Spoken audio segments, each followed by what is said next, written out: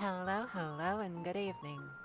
Before we begin, I'd like to give a huge shout out to my active patron members. A big shout out to Stephen Rue, Strifes, Brayden, Albedo Jen, a donator on the internet, Kalera Star, Jane the Zinni, Ironia, Lexandor Devunt, Azalea, Battlebugs, Nodentur, Envious Nova, Indigoblin, Rachel C., Makoto, Spam Juniper Turn, Aelin, Lavish Hair, Azura Akamor, Nobody at All, Agaltha, Ragecat 888, Amy Wires, The Octahat, Evelyn Puppy, Roseboud, Fish Salad, Sarha Smith, Valkirtano, Galahad, Salgor Agaris, Marissa Kersidasame, Benever the Potato, Genetic Zero, ZT Mackin, Queen of All Dread Boys, Void Dweller, T35, Elster's Shiny Things, Jessica, Amy Oliers, Lost in Wonderland, Chloe, Beera the Space Witch, Ellipses, CM Fireflies, Some Guy, Ghost 48, Joanna, Indigo, Aelin, Guy, Danny Babani, TGA, Eden, Mick Shepherd, Captain Aardvark 986, Lily Adams, Hazel, Alice, Cowlick 92, DFA Plays, Robot Waifu, and Bloodmoth. Thank you. Thank you so very much for all of your support. It truly means the universe to me. If you too wish to become an active patron member, please click the link in the description down below to visit my Patreon page. Now, with that out of the way... Hi, I'm back. Hello, hi, I'm back. Hi, hello, hi. Am I saying hello and hi too much? No, I don't think so. But hi, it is so very good to see you again.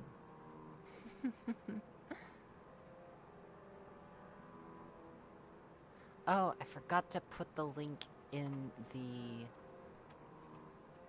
YouTube. There we go. The link in the YouTubes is done.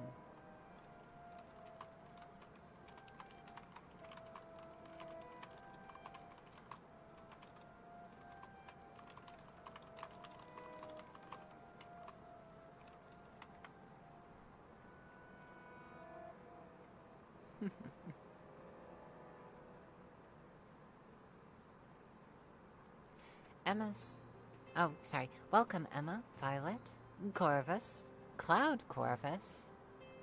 Is this a different account than Corvus Cloud? Cloud Corvus? Hello, Stephen. Welcome, Winter. Welcome. Everyone say hi to the YouTubes. This is actually going to be one of the very first sessions I record to put on my computer, because I'm going to have stuff passed on to an editor who's going to help make all of these into YouTube Shorts. Welcome, Aria. Streams are so late. I know I tend to stream fairly late in the day, but I also tend to wake up fairly late in the day as well, so that's a bit on me. Arya says would stay longer, but must sleep. Much love and good night. Good night to you, Arya. Hopefully I'll be able to include some earlier streams. Maybe dedicate some days to the middle of the week where I dedicate some streaming hours to early afternoon. At the very earliest. Hello, Nathan Hunt, and welcome. Hello, Bullzen. Welcome. It is so very good to see you. Hello, and hi.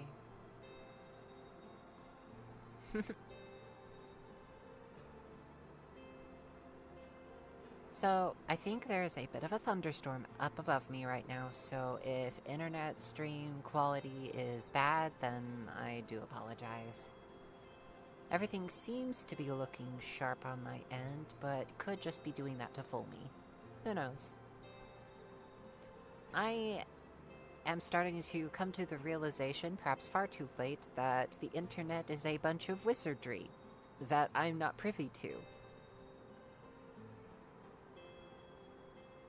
Emma says, different account, or are we collecting corvids? Collecting corvids. Now I'm thinking of a particular audio. Raven Queen. Raven or Crow? Probably Crow, but probably Raven Queen. What do you think about having a Raven Queen scoop you up? Pretty trinket that you are. Winter says, had a very evil Magic the Gathering game with a friend where I managed to completely disable her board state. That is evil.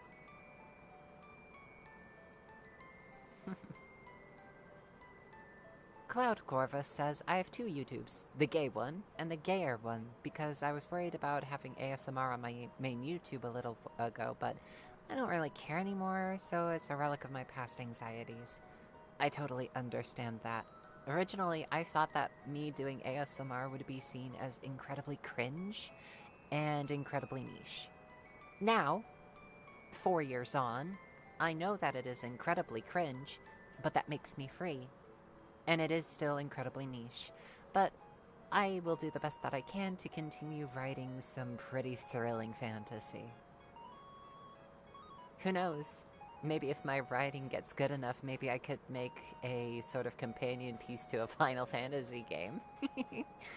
Oh, if only. Oh, if only. Or who knows, maybe if I apply my voice generously to some recording sessions, I might end up in a Final Fantasy game or two for English translation. I don't really know. It would be a step up. Violet says, I think the Thunder Gods were mad. Thunder Gods are always mad. I say as if I'm any subject on Thunder Gods. Hello, Nyx. Welcome back. It is so very good to see you.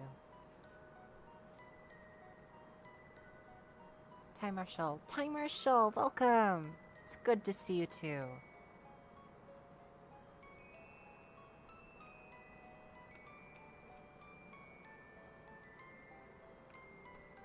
Oh, and now that comment's gone. Emma says, imagining like Hugin from Valheim and also Norse mythology, but girl, I don't know if I'll ever be touching Norse mythology. I was just talking about this with my sister the other day. I don't really want to touch Egyptian mythology or Norse mythology in any way, shape, or form, because I feel like that's been done by people who are more qualified than me. And also I think that there are a bunch of there's just like a bunch of shit that's been stolen that should not have been stolen. So I prefer to just leave stuff alone and try to draw inspiration and make completely derivative works of, you know, stuff.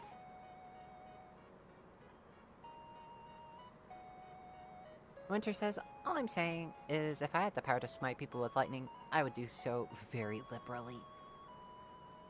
I do not have any lightning powers. I'm very much a fire fox, so I dance about creating illusions. I deal so with fire, but not lightning. Nick says, currently in Mexico with family. Oh, excellent! Far be it for me to do so, but please, if you feel up to it, say hi to your family for me. I hope that everything goes well. Hello, Kendrick. Welcome. Hello, Demon. Fell asleep watching you on the Discord. Just got up. Excellent. Emma says, and also instead of dropping us in a survival game, into Cozy Nest.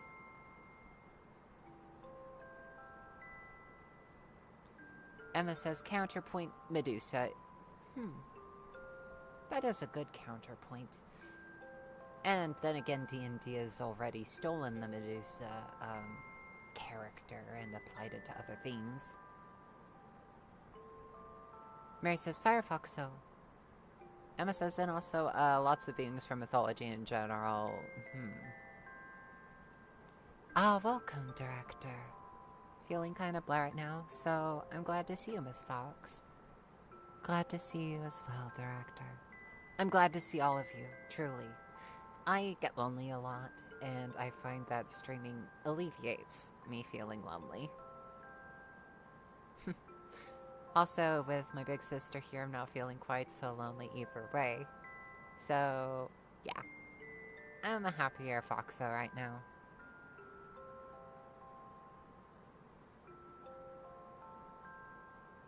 Corvids are indeed extremely pretty. Ravens and crows. And magpies, too. Are magpies corvids? I'm gonna look this up. Yep, they're corvids. Magpies are indeed corvids.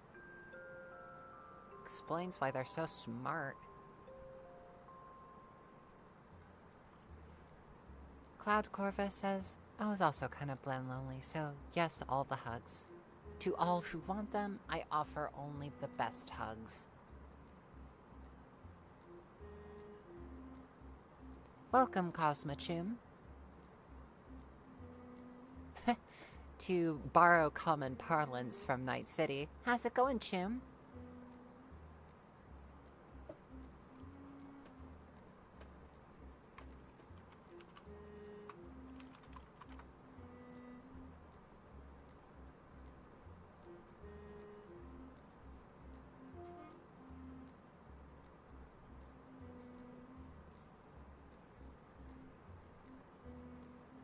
Cosmo says, have you watched The Odyssey yet? There was a scene in it that I thought would make for an interesting audio. I have not seen The Odyssey yet. I might give it a watch. I might give it a watch. It's one of those movies that I am a little bit intimidated by, but I think that it would be decent. Violet says, that night my phone kept playing Wouldn't You Like from Epic the Musical. Should I be concerned? Sword Jays? Excellent. Emma says, I assumed magpies were pies. That's actually really funny. Welcome, Sedeko. Hi, and thank you for the quality hugs. You're very welcome. I enjoy giving hugs to people. All who want them. Consensually, of course. I am very, very big on consent here. I don't want to make anyone feel uncomfortable. I'm a very odd sort of hedonist in that regard, in that if something is causing someone else pain, I don't think it's fun.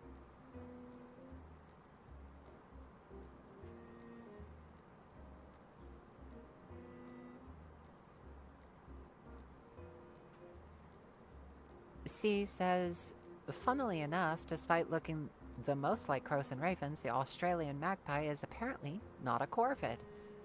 Really? Really? Really? That's mean. That is so very mean.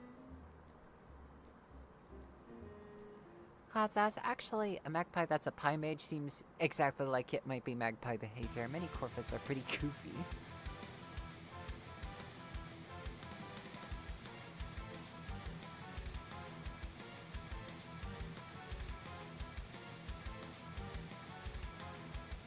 Emma says, and I think it's probably fine to take from mythology as long as you try to respect the source material. That's the thing, though. I can't trust myself to be entirely respectful. I can try, but at the same time, I think that I am wildly unqualified. Like, wildly unqualified. I'm just a white trans girl that lives in the United States.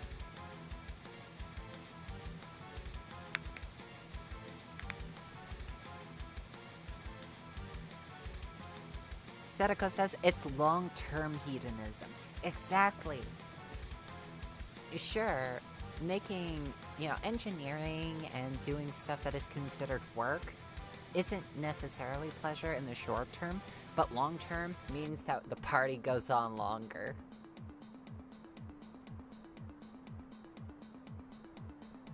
Nick says, I'm gonna be in stream for a few minutes before heading out to my family's ranch. Excellent. I hope things go well.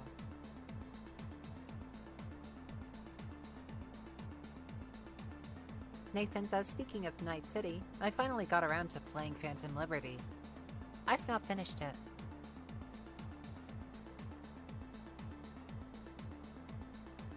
Emma says, like, I wouldn't suggest a game dev making Shiva a trash mob, for example. Hannah says, Fop stream. I'll take this as a further sign that the fucking that was this week is now over. I'm so terribly sorry. I'm planning on streaming more often so it might just be that I might stream on a day where the fucking happens. For those not in the know, the fucking is when the fuck hits the fan.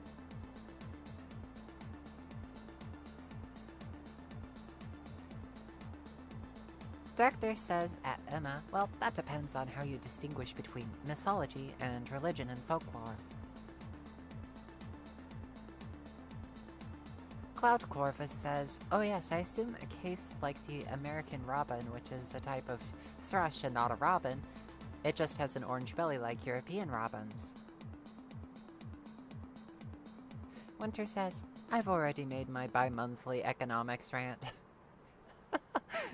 I like the implication that it's twice a month that we have like a large rant about economics, instead of it being weekly, or, you know, bi-daily, or daily, or hourly. Anyways, Emma says all religion is myth. I'm inclined to agree with you, Emma. I would say most, if not all, religion is wrong about a majority of things. But then again, I'm generally prejudiced against faith in, you know, most circumstances, simply because I've taken a word, and I've taken it to heart, and that is epistivist, which, broadly speaking, means that faith is about as dishonest a position as it is possible to have. I mean, granted, I'm all for make-believe. I really, really am all for make-believe, so long as that is what is generally agreed upon as what's going on. Like, for example, playing Dungeons and Dragons. I'm all for making believe when we're talking about fictional creatures in a fictional setting where the laws and the rules are more ambiguous. But I draw a line where your fantasy is starting to influence politics, influence laws, and affects actual people's lives and livelihoods. The second that your faith does that it starts trying to interfere with politics and the betterment of humanity, I take issue with that, and I start to take issue with you.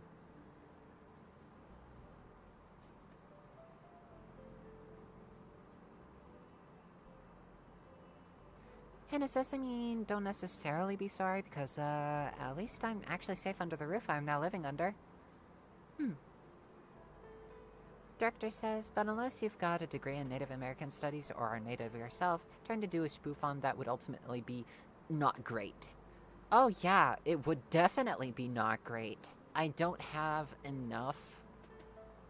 What's the word I'm looking for here? I don't have the specialties.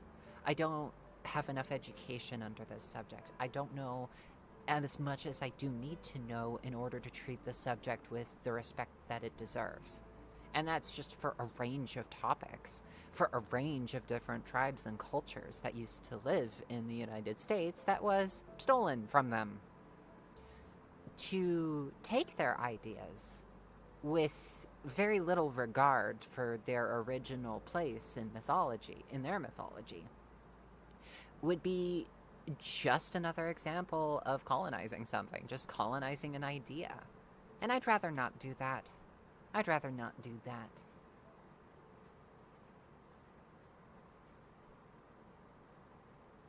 Director says once every 2 months is semi-monthly, twice per month is bi-monthly.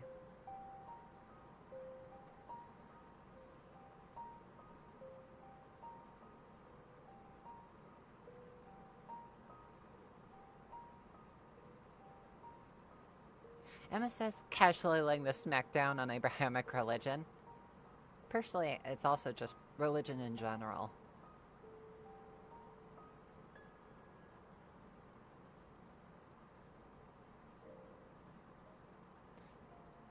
Hannah says, but yeah, I'm gonna give y'all advice I should have taken myself. Even the slightest sign of a toxic partner, get the fuck out. I agree with that, yeah. If your partner isn't passing the vibe check, if you feel like something's wrong, even if you want to be around them, and you feel that like slight vibe of something being wrong, I suggest you listen to it and err on the side of caution, and try to give yourself an out.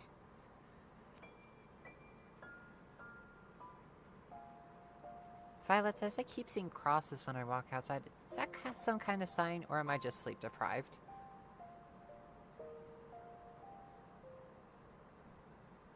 Emma says, yeah, regarding religion, it's the whole, you're right to swing your fist ends at my face, I think it goes.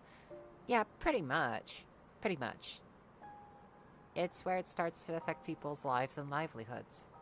Like, if I can't get employed due to the fact that I'm trans because someone's religious idea of gender is that there's only two, and I've determined that you are the sort of person that deserves employment.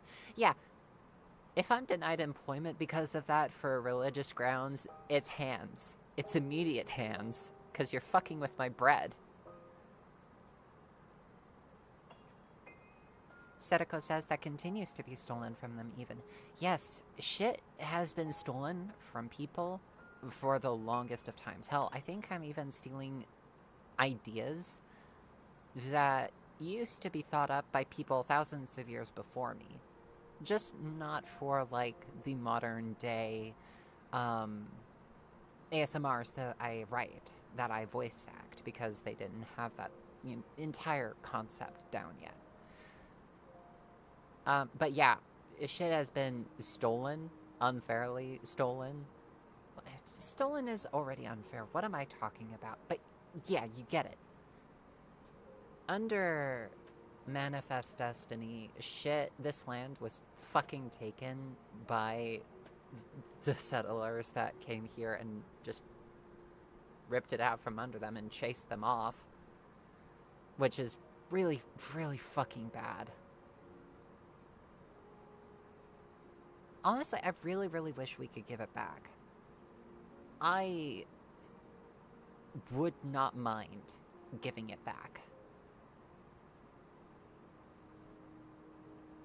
I think that the people opposed to giving it back have other problematic views that probably need to be touched on. Ellie says, what we talking about tonight's stream? Racism and colonialism and Manifest Destiny and the murder and destruction of Native American folks who used to live in the country I currently inhabit.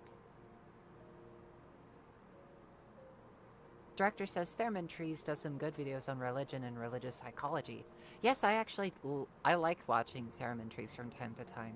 When watching YouTubers, I tend to keep a little bit, a grain of doubt as to intentions, as to the information I'm learning. But from what I have seen, generally speaking, Theremin Trees seems to know what he's talking about.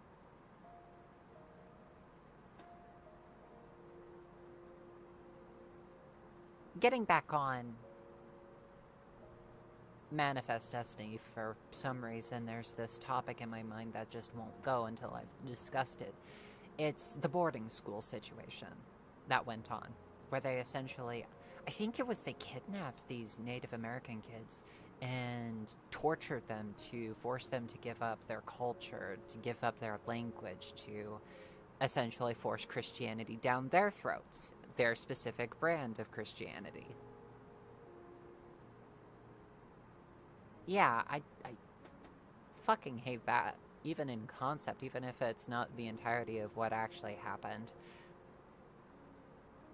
It might have been, I need to do more research on this. I feel like I'm treading in territory that... What's the word I'm looking for here? It feels like I'm treading in territory I don't know anything about and should probably stay quiet about. Cosmo says, Cherokee native here. Say you've got a time machine, would you pull a Stewie Griffin and go back in time and give other natives guns to fend off colonizers, Limphao? Probably.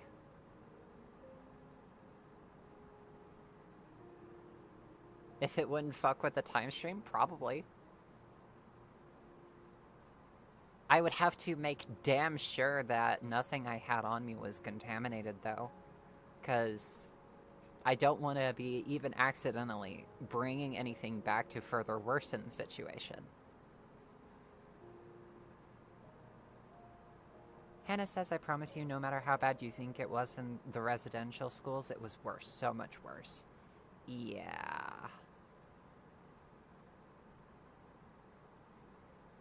Director says, if you stand for nothing, you'll fall for anything. The fact that Quaker abolitionists and slavery apologists base their arguments in the same book is proof positive.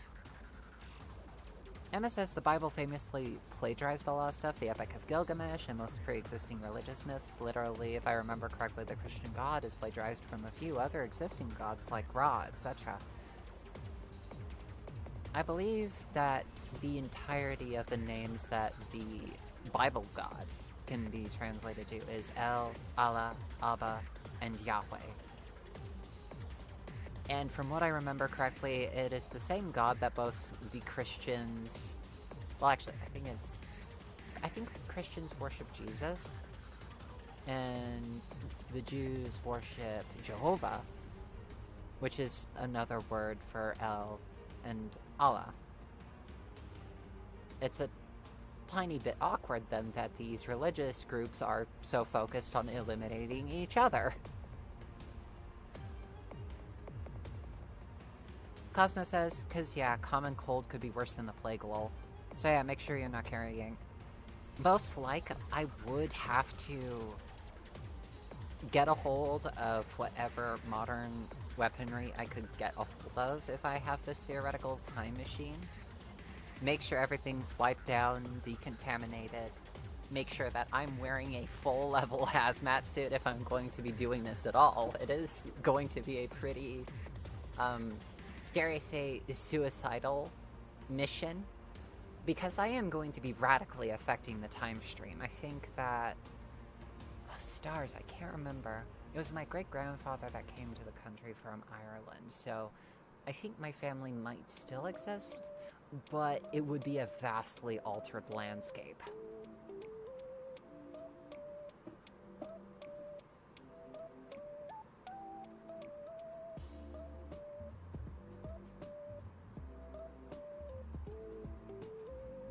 Sadako says, I desperately hope we get better decontamination technology before time travel. Yeah, because I don't want to be bringing back foreign contaminants from my time stream that would radically, like, spread throughout a population and leave them utterly decimated, if not completely annihilated.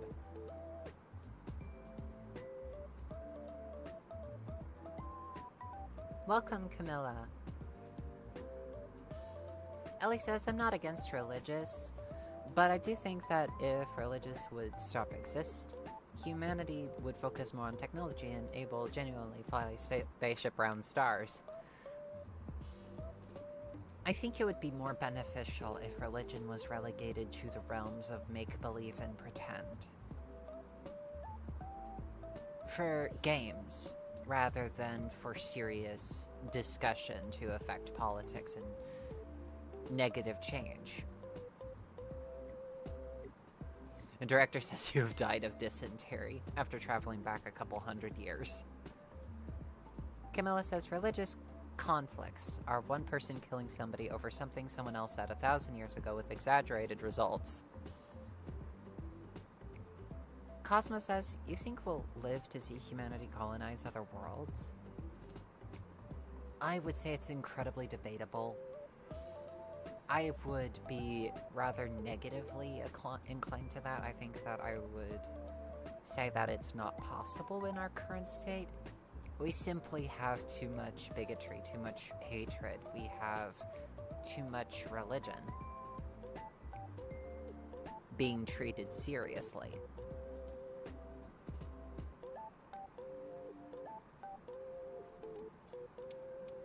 Hannah says, I mean, honestly, a lot of the old pagan religions spawned from myths to explain how the natural world worked to the best of the understanding that people had at the time to teach children. Yeah, I think that was one of the old reasons why myths were spawned. But myths should fall away as soon as we gain a better understanding of the world around us. It isn't the science that should fall away when we learn better information.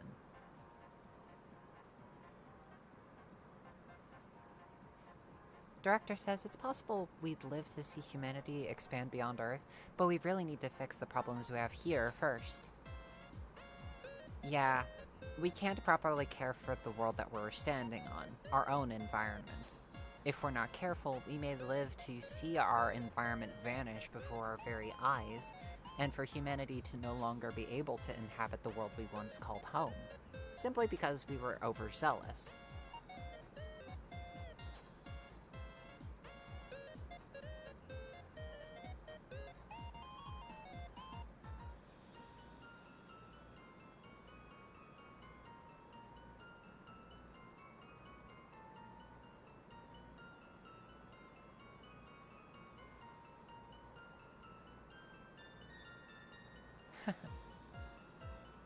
Demon says, did you know Earth is a death planet? Like a death world? From HFY, talking points, I think that most worlds are death worlds. I think that until we gain examples of alien life that are, intelligent and deal with more hospitable worlds than the one that we currently find ourselves on. Until we get examples of those, I will consider all worlds death worlds.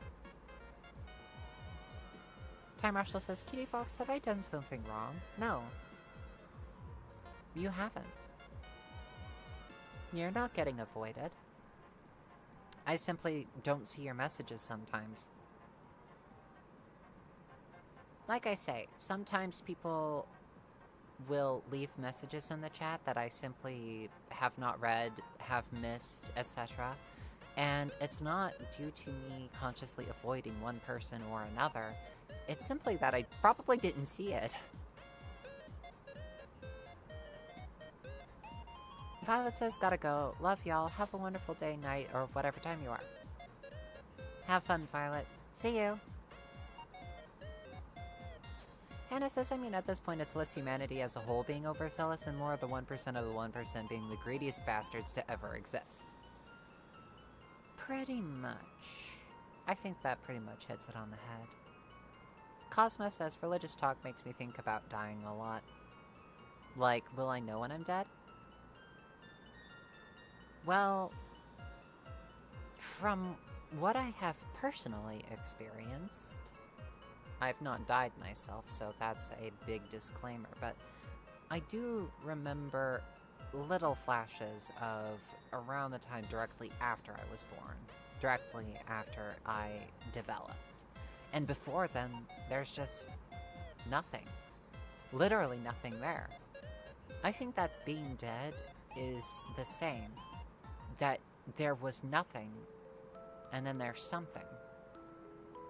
I think that most, if not all, of existence is that.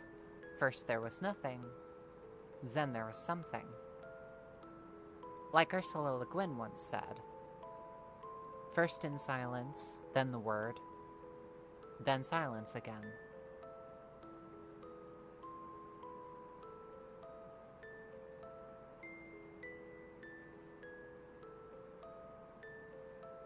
Time Marshal says I'm gonna see a comedy show next month. Excellent!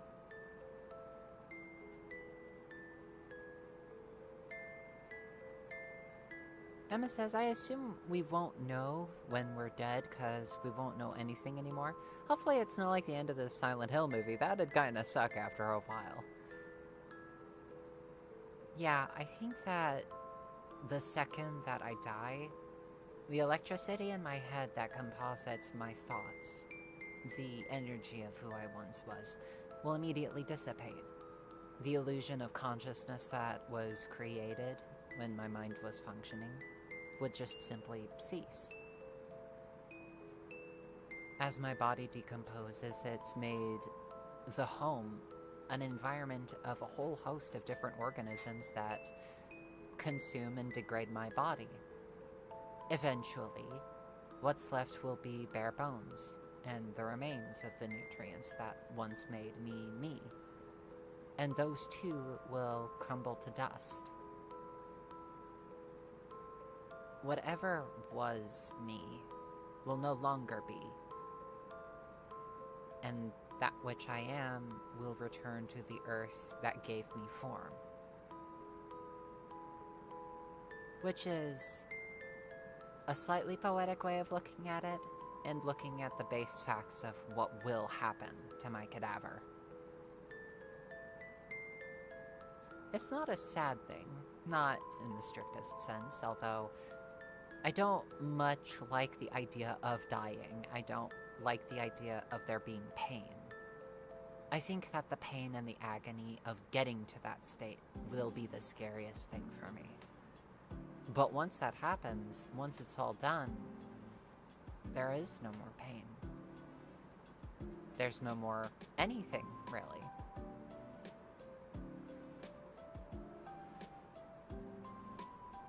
I think that that's a better outcome than there being an afterlife. I think it's a better way. I think it's a better ending than if there was a eternal going on. Like, existing in a dreamlike nether realm forever and ever and ever. Have you ever been in a room during, like, this waiting period? Like, before your doctor's appointment or whatnot? Imagine being stuck in a waiting room forever. Eventually, there would be nothing to do.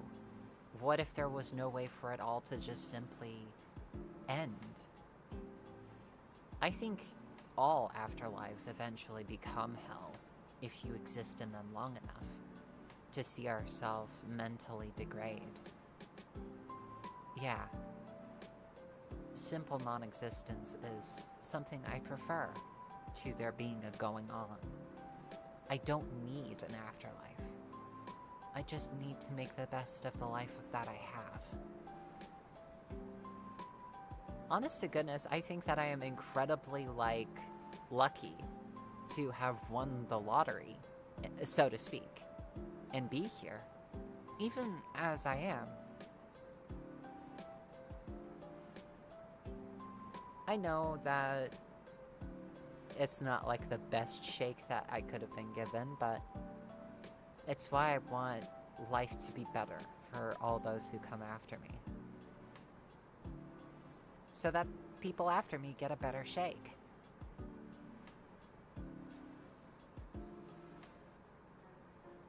Does that make any sense?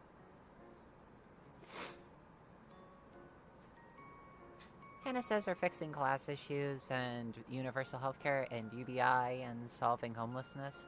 We know how to do it. Those who own and run the world just refuse to because they make slightly less money.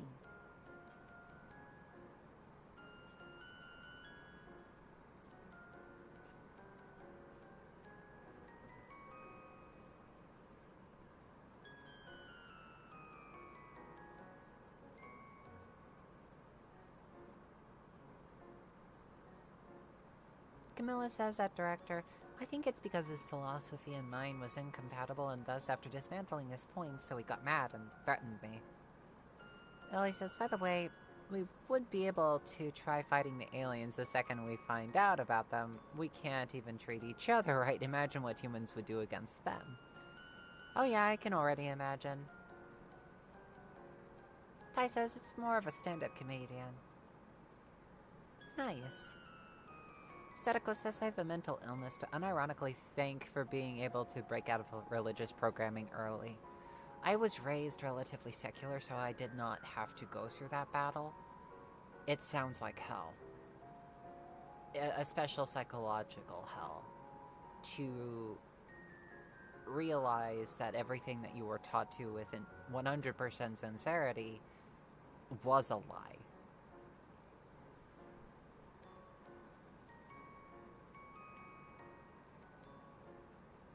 Granted, it's also slightly disturbing to realize that you were born for a purpose, instead of being born as a free creature. that you were created selfishly so, and that you are just here now. No one asked you to have this ticket punched for you, to go on this journey. But you're here now, regardless. It's worse if there's like a purpose born for you. Like you're created to theoretically have your soul reaped by a higher being. Like it's some kind of crop. That seems disturbing to me. Camilla says, oh, you also have the problem of hell, infinite punishment for a finite crime, and all that. Yeah. Sadako says, there can be things you've forgotten you've experienced and still find joy.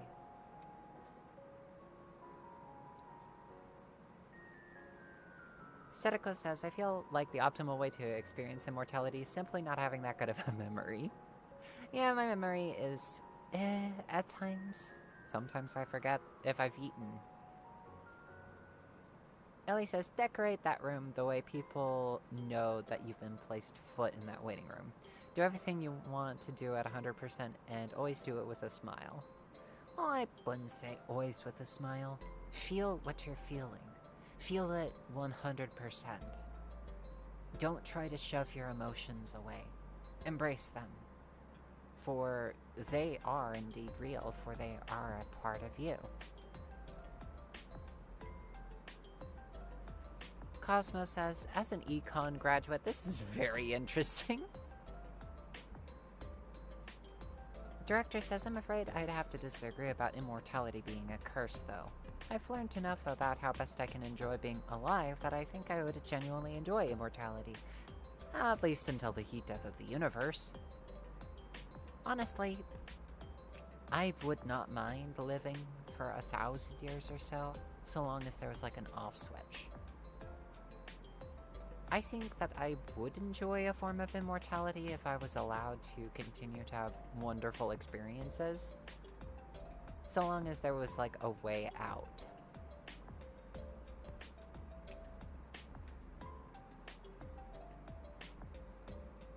Winter says the top 10% of Americans own 87% of the stock market. The top 1% own 50%.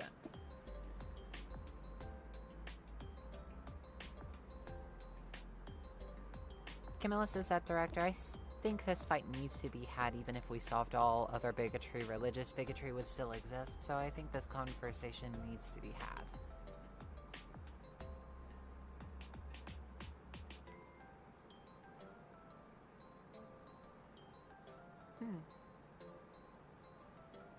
Hannah says, honestly, I already know what's in store for me when I die. It's already been arranged, and I'm looking forward to it. But I'm also not in a rush to get there. Cloud Corvus says, I suppose that's why I think hell is a rather silly idea. The idea of a dimension of suffering is so human-centric. In fact, a lot of Christianity is very human-centric. Emma says, born to be petted and snuggled, forced to live in late-stage capitalism. Demon says, I was born because my mom wanted a boy. Time Marshall says, off to bed now. Night, everyone. Night, Cutiefox. Good night, Time Marshall. Director says at Camilla, I think that you've misinterpreted my comment, which, to be fair, I could have phrased better. I was trying to say that speculating on possible afterlives distracts from this life, which is the only one we know for certain actually exists.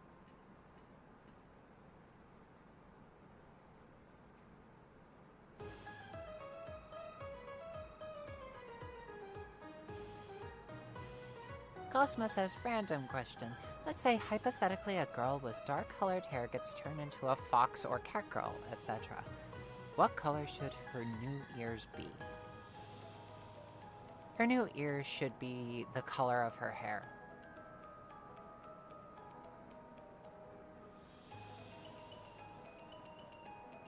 Simply because I think that that would be aesthetically pleasing. Cosmos says at Cloud, see, I agree, but some people would say that it looks nicer if she's got different colored ears. Huh.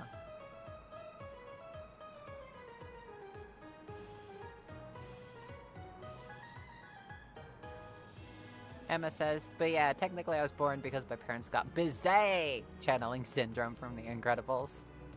Director replying, and when everyone's super, no one will be.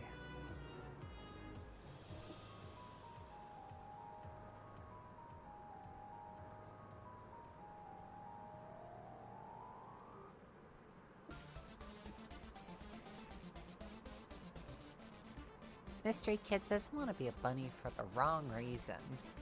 I don't think there are any wrong reasons to want to be a bunny. Can't say on YouTube. Fair beans. Fair beans. Camilla says, I also want to be a lumberjack so I can sing the lumberjack song from Monty Python. I'm a lumberjack and I'm okay.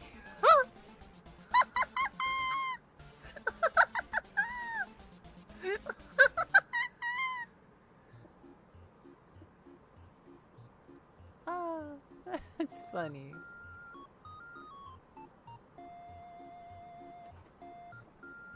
Emma says, there's an Angry Birds movie? I thought that was a joke! Wait, was the Tetris movie real too? There's a Tetris movie? Cosmo says, I want to be turned into a kitsune again. Well then, congratulations. You're a kitsune. Honestly, kitsune is like perhaps the one thing that I've taken. Simply because I like the idea of being a kitsune.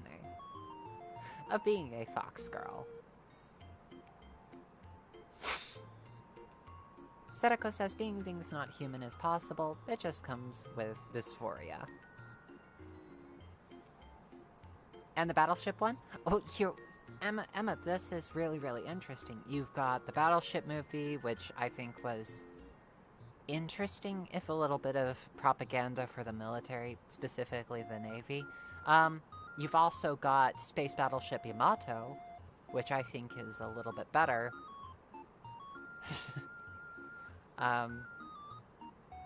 Yeah. I don't remember much from Space Battleship Yamato. I just think that it was incredibly cool. Because it's a ship! It's a battleship! In space! It was one of the coolest things ever!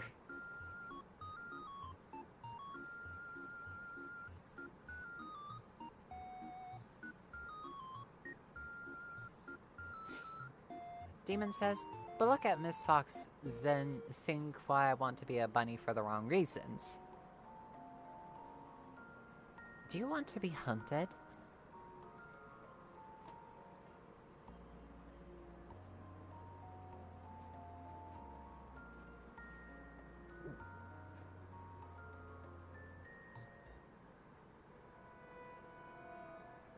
Cloud says that director based. I'm obviously usually bird, but I do love the idea of being able to grow centipede legs from time to time.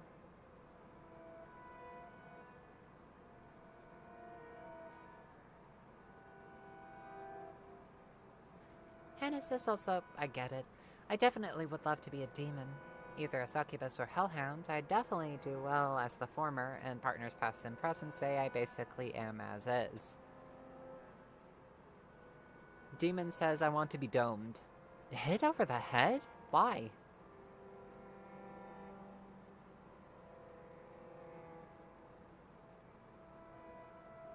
Hannah says, primal play. It's a fun time with the right partner. Winter says the desire to be android. Hello and welcome. Welcome to the Servling Corporation. Here, we make dreams come true. Welcome, Chloe. Chloe says, I'm busy doing things with my stupid, annoying, cringe brother, so I can't really tune in, but stopping by to say hi or something. Oh dear. So, annoying cringe? I think that I'm sometimes annoying cringe myself. But I still think that I'm free. Setako says Fox is also ideal kin for switches. Demon says domed, I can't spell. I understand what that's like. Cosmo says I'm deathly scared of centipedes themselves. Cloud Corva says Pachycephalosaurs with the domed skulls. Cosmo says wasps are even scarier. So, you do not like the Vespid family. The Royal Vespids. Such a noble line. Winter says, give me 100% fine detail control over what I look like and I would be immediately sold. Director says Captain Disillusion reference, but now I'm afraid it's time for me to go, kids. Remember, love with your heart, use your head for everything else.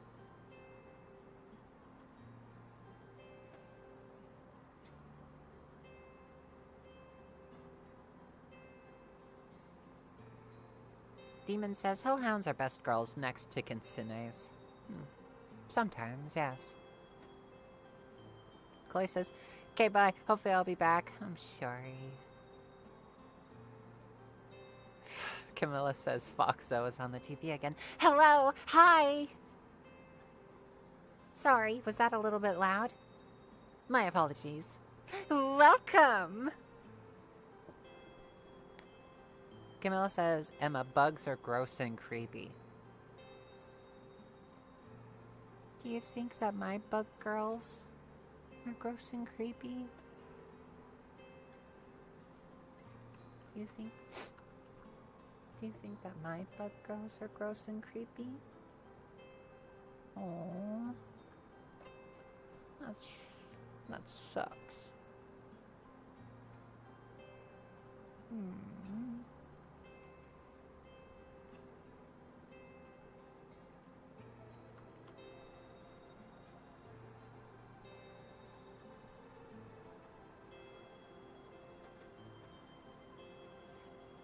Aw. Cosmo says, I like the Vespid family as an audio and story. Let's keep it that way. I understand.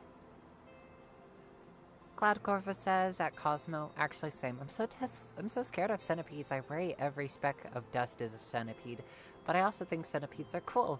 I hope to get over being scared of bugs eventually. I like moths. I think moths are cool.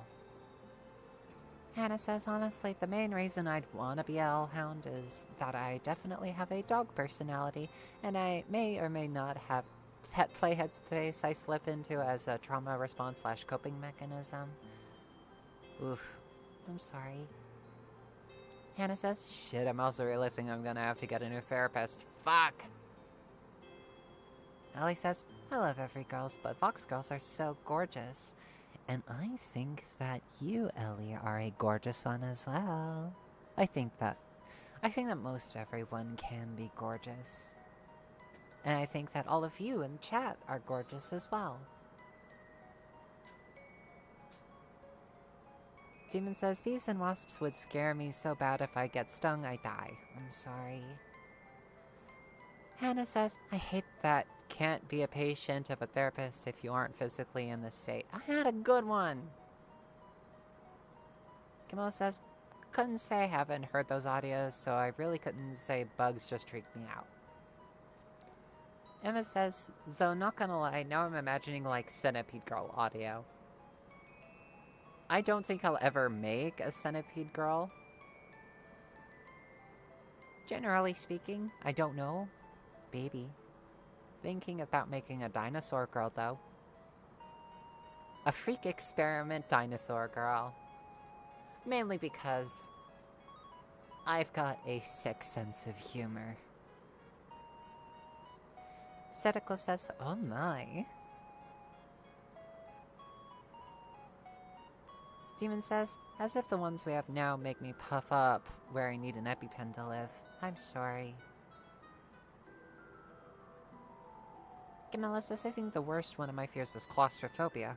I got stuck inside of a porta potty. I haven't been able to do really small enclosed spaces. Sometimes I have this fear of being imprisoned against my will. You know, just have it be a thing that was done to me, like sneakily. Like I would be lured into a place and then just stuck.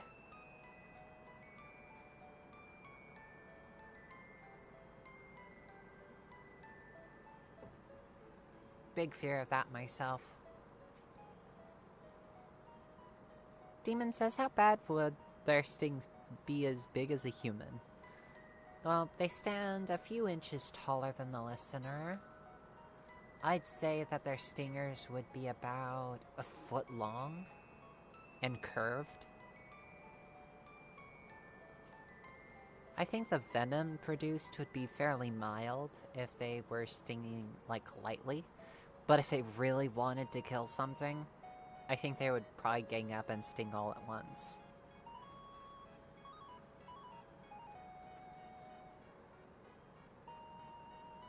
Camilla says, are we going to be the meteor that destroys the dinosaur? Love music, please.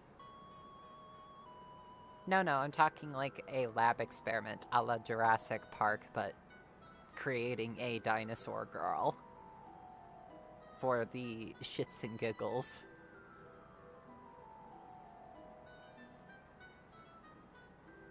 Emma says, like, if you were a Fae girl and someone trapped you in a circle of salt, oh no.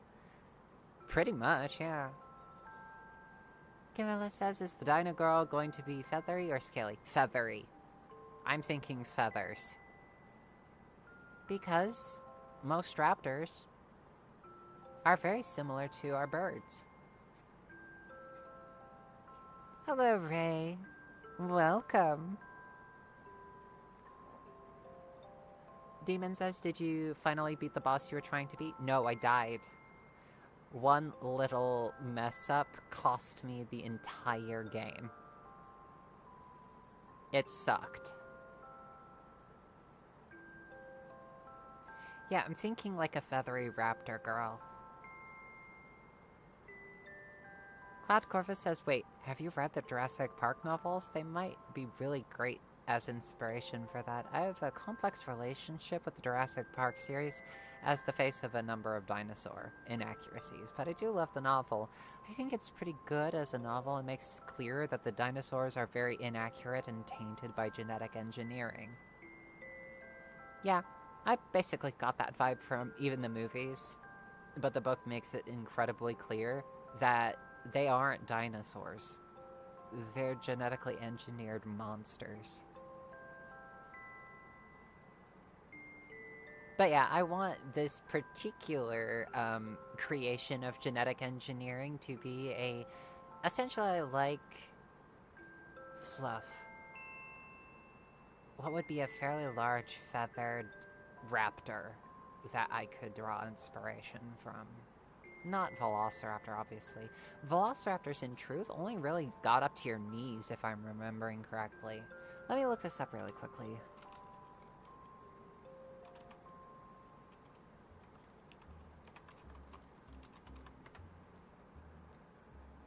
Ah, yes. A real Velociraptor is incredibly small. Roughly 2 feet tall. So they most likely would reach up to your knee, if that. Hello, Stripes. Welcome. Velociraptor?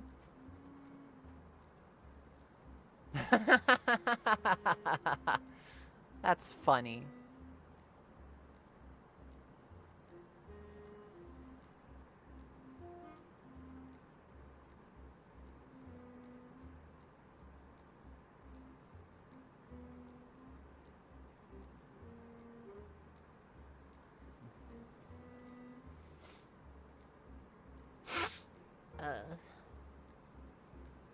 Camilla says, would the dinosaur be as tasty as a chicken or something else feathery? No, don't eat the hypothetical, Velociraptor girl, we'll just say.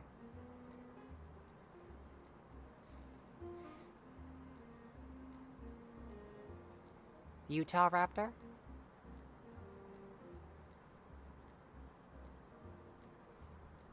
Utah Raptor.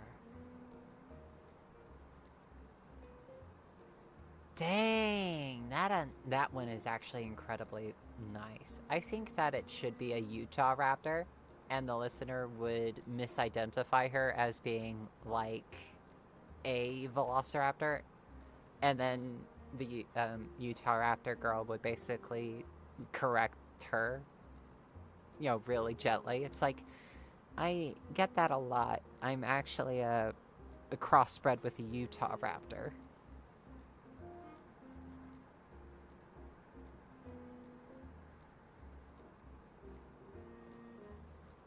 Austroraptor? Austroraptor! That one's pretty nice too.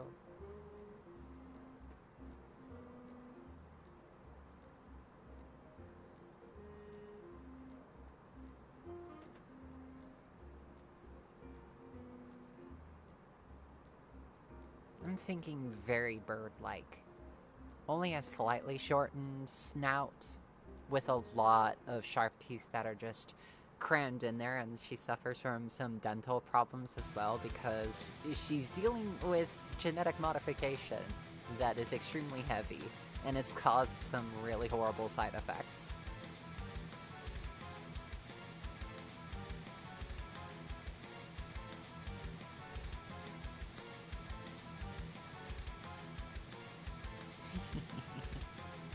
Ellie says, Dora like the Indominus Rex that's been living in the cage all her life and escapes and tries to find the listener, and the dinosaur is obsessed with the listener. Ellie, you've just given me a wonderful script idea. That is actually brilliant. Thank you, Ellie. Thank you. Demon says, pet the cute fox.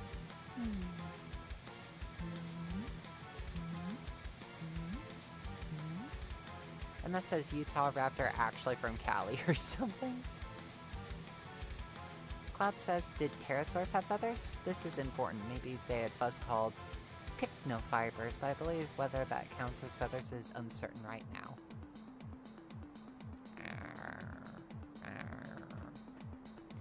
Ray says, Utah Raptor, but she has a Midwest accent. Is this anything? I can't do a Midwest accent, I don't believe.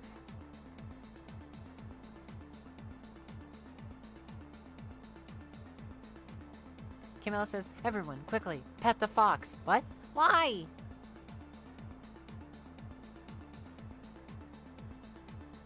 Angel. Angel says, I know it's not a raptor, but why not Mega Raptor? Let's look. Oh. Big. Big. Big. Big. Big dino. Big dino. Maybe not, but big dino. Ooh.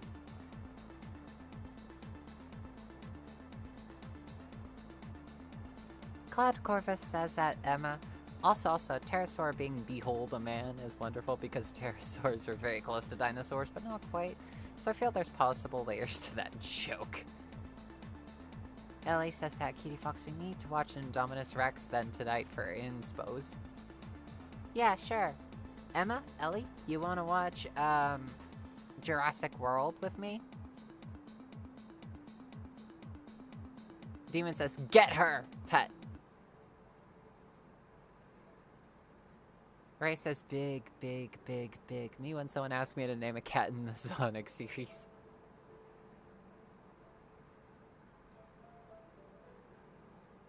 Ellie says, yes, would be fun. Already thinking of some interesting things that this dinosaur girl would say.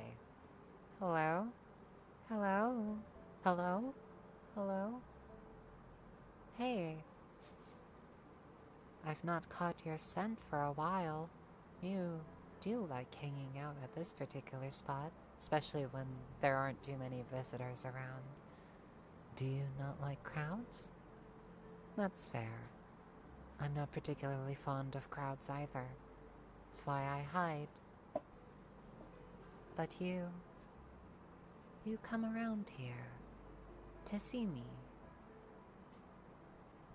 when I'm actually showing myself.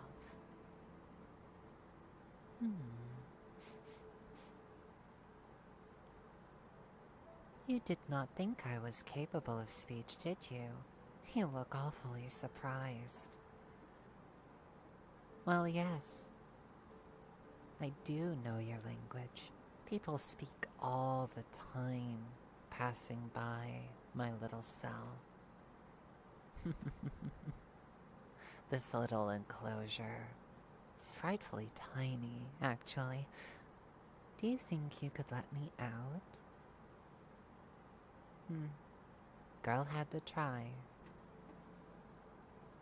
Yes, I did learn your language from the travelers passing by. Bits and pieces, but I think I've gotten a good grasp of your language.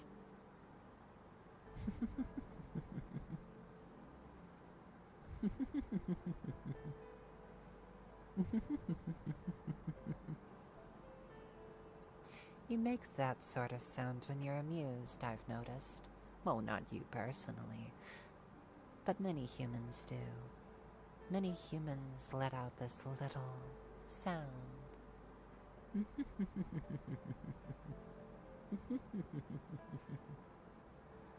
Some have openly made this sound when looking at me. You call it laughter.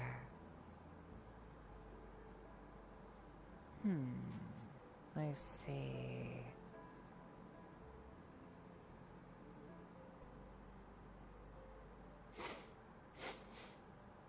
Do you think you can open the door to this cell? Do you think you can let me out? You do not possess the key. A pity. Then I shall have to find my own way out. Super chats shouldn't be turned off. Yeah, they're not turned off. What did you think of that? Just as a general idea of what this Utah Raptor girl would sound like. Emma says, OMG, the repeated chuckle being the same every time as yeah, she was mimicking it. She was mimicking the idea of laughter. Because she wasn't being particularly amused right now. She was looking for a way out, and she was,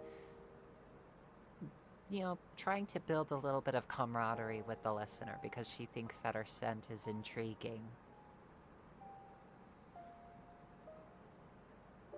Cloud Corvus says, I love her characterization so much. You're doing it so wonderfully. I'm capable of being very pedantic, but it's very good. Would you like to hear a little bit more that I could potentially draw up as inspiration?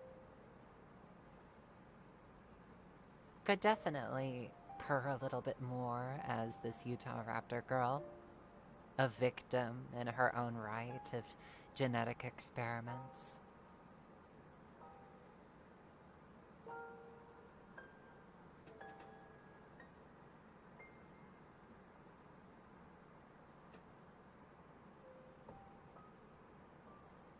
We've noticed that our feeder likes to come around whenever we're seemingly asleep. Perhaps you could sneak his keys off of him while he's distracted. Too risky? Very well. We understand why you're frightened. Sometimes they like to carry these little things, these things that prod at us. We'd rather not speak of them more. Suffice to say they hurt.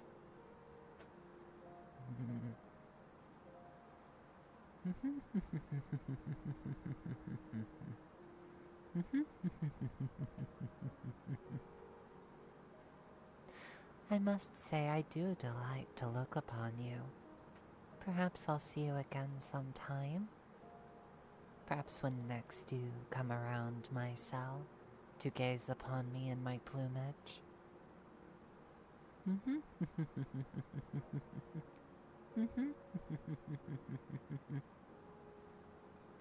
Very well then. I will be seeing you later then.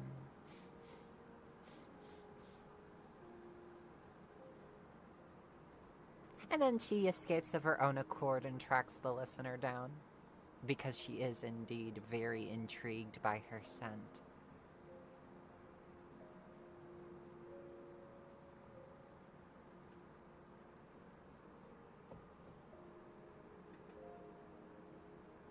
Camilla says, "I go hide now."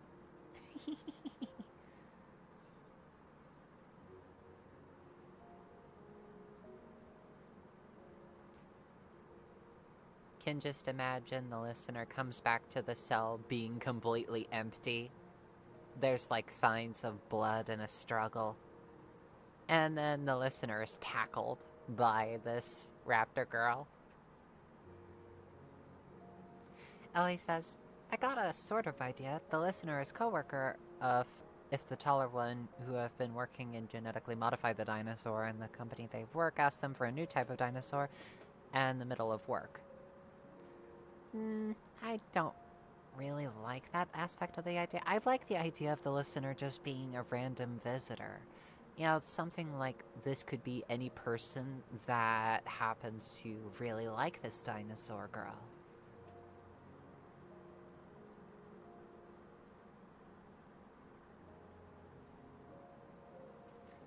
Cloud Corvus says, "The repeating laughter I feel captures an uncanny bird-like intelligence, just perfect for a dromaeosaur."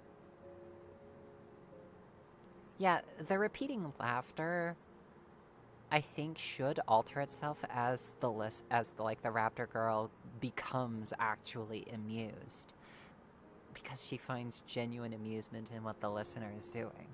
And sometimes it feels practiced, like a practiced laugh. Because I think that the raptor girl would get it in her head that practicing that sort of laugh is kind of like a human mating call of sorts. One that she invented from whole cloth. Camilla says, "Should I order pizza?" "Please do." Emma says, "Shy dino girl," sniffs and chuckles and fluffy feathers.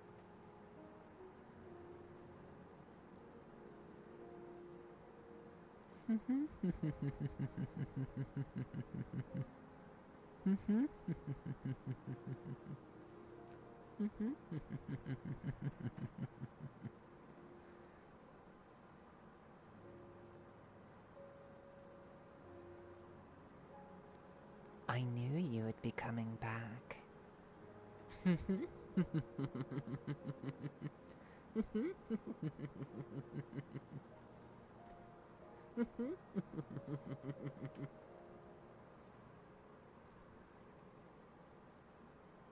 Glad Corvus says, "The sadness in being not a dromaeosaur is why I love Dragonling, because even irrelevant to all the other things like being called daughter, just being a dragon seems lovely."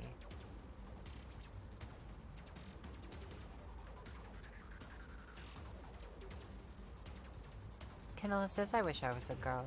I wish a witch girl would turn me into a girl." "Your wish is granted. Girl."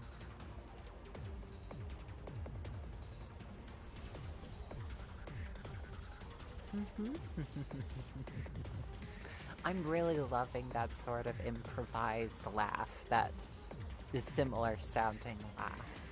That little chuckle that she has.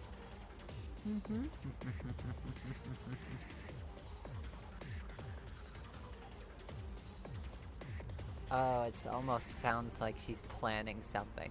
Like she's being mischievous.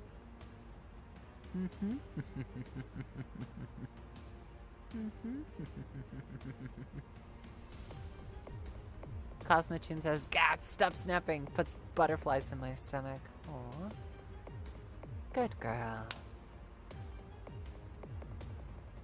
Ray says, "The laugh sounding the same every time is so eerie, but it's such a distinct character quirk."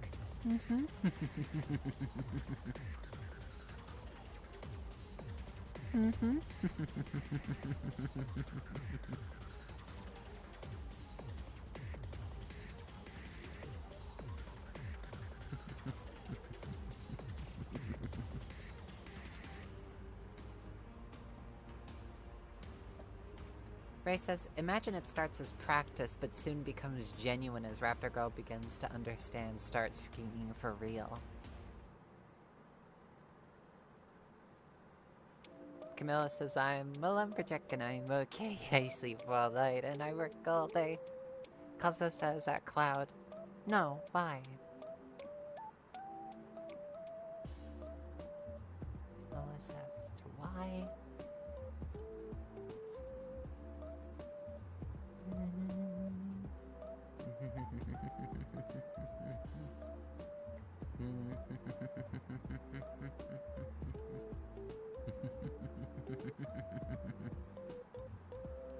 Cosmo says, wow, I have a crown now.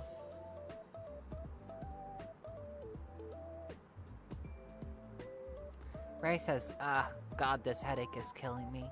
Oh, I've been there. I'm so terribly sorry. Getting headaches is horrible. I had one last night. It was just horrible. Camille says, I like to dress in women's clothing and hang around in bars.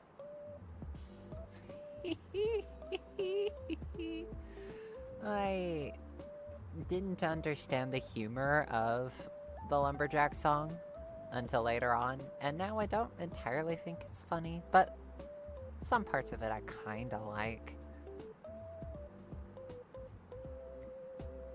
But yeah, I like that idea of Ray. The idea of it being kind of like practice and growing to be genuine.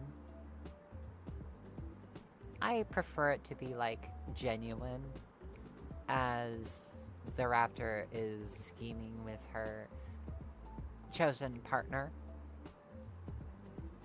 A bird that mates for life.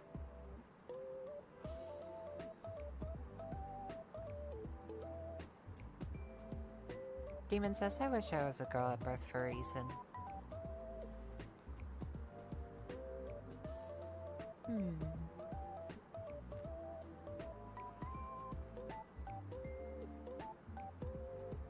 Yeah, she learned English, the English language, from the travelers who passed by her at Cage. And she learned that laughter, too, as a sign that they were pleased or planning something.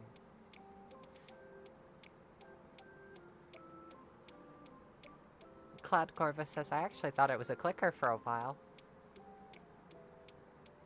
Cloud Corva says at Cosmochum, oh, well, I mean, I did know the snapping sounds a lot like a clicker, and I'm, like, sort of clicker trained, wish I was more, and so it works on me. Yeah, it's my snapping. I snap with my left hand, and it, sounds really, really loud and sharp, so I tend to use it in place of a clicker. Cloud Corva says, I actually thought it was a clicker for a while. Camilla says, do you have caffeine? Because that tends to help it get the blood vessels moving. It's what my doctor recommended for headaches. Emma says, if I remember correctly, there are some birds that like copy noises they hear to integrate into their mating calls, like they'll make cell phone noises and stuff. Ellie says, no, not the snap! Oh, poor girl. Good girl.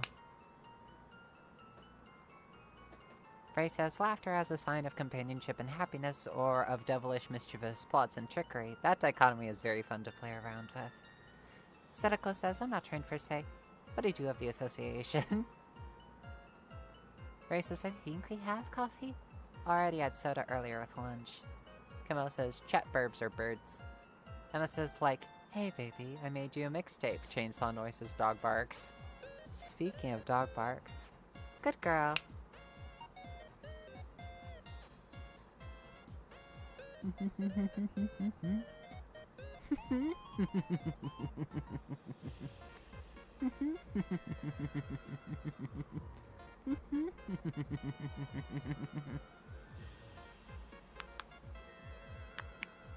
Camille says, actually, does this dinosaur girl work for the government? We all know the birds work for the bourgeois, as all birds are government drones, according to my brother.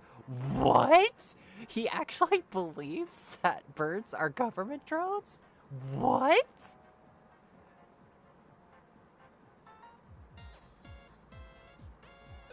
Demon says, ah! Ellie says, evil woman. Ray says, I like the hum before she gets into it. The whole...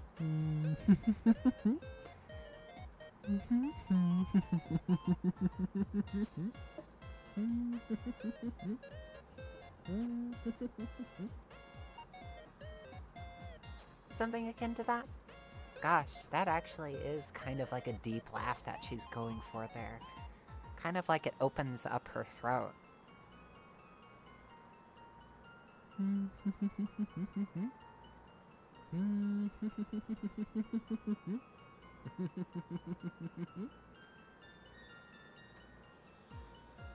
Camilla says, I'm not sure he does say it a lot. It might be a vocal stem. A joke that likes he telling over and over again. Ray says, Starlings. Takes a drag of my imaginary cigarette. Haven't heard of those since Shipwrecked 64. Oh, like that. Yeah, the deep laugh is very good.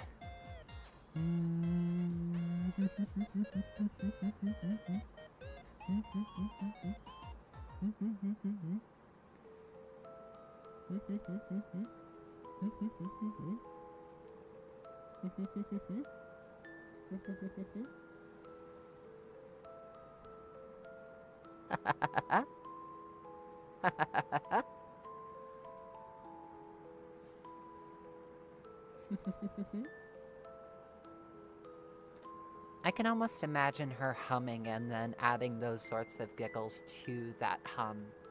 Like she's thinking it's combination song and laughter.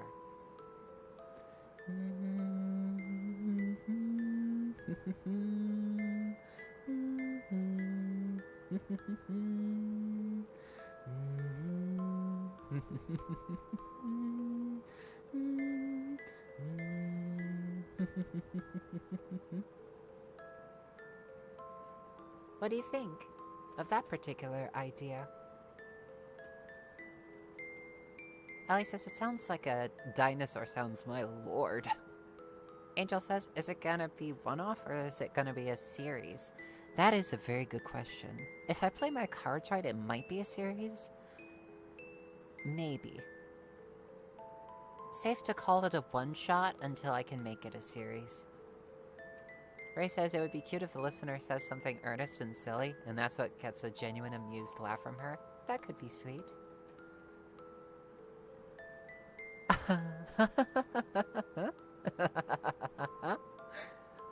I like you, human.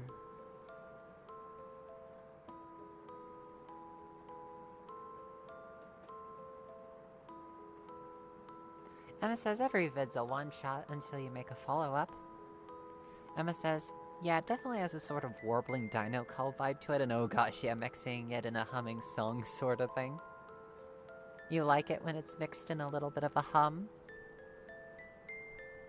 Cloud Corvus says at Ray, do you not have starlings near you? I feel like the European starling is pretty much everywhere, just like the house sparrow. At Ray, at Cloud says, I don't think we have starling birds here. We have lots of pigeons, sparrows, blue jays, red cardinals, that sort. Demon says, I have an idea for a fox, cat, dog, and rabbit girls. Ex-news report human girl. Still on this raptor girl idea, though. I'm thinking of more of her characterization.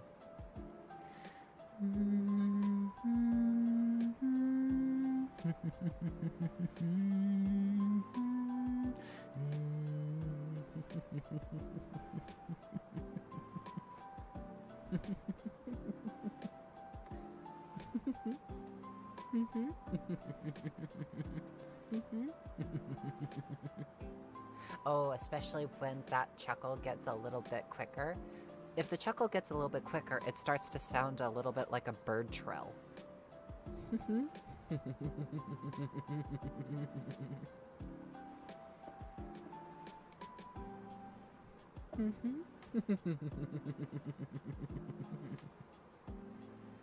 Oh, stars, I'm really, really enjoying this. It feels so fun. It feels incredibly fun to get into the weeds of this sort of character design.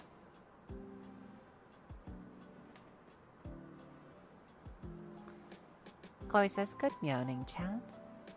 Demon Mystery says, good morning.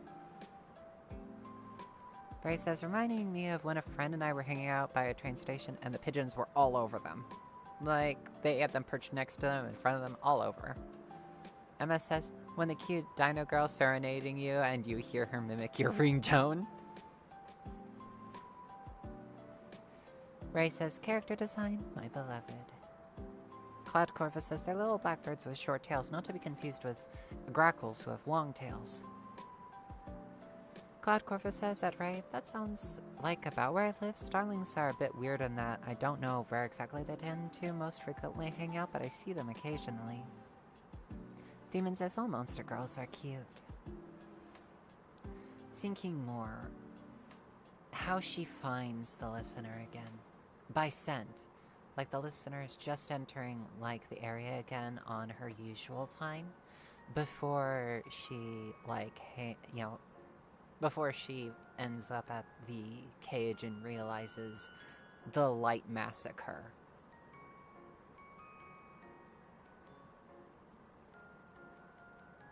Oh, stars, I thought of another bit of characterization. It could be part and parcel of making it a series, but it could be that the Utah Raptor girl picks up this idea of exchanging things, and so starts, like, getting silvery trinkets, shiny things for the listener, because the listener continually hangs out, keeps her company, and sometimes even brings her treats. Chloe says, did you know that you, yes you, are a cutie? I just do the best I can.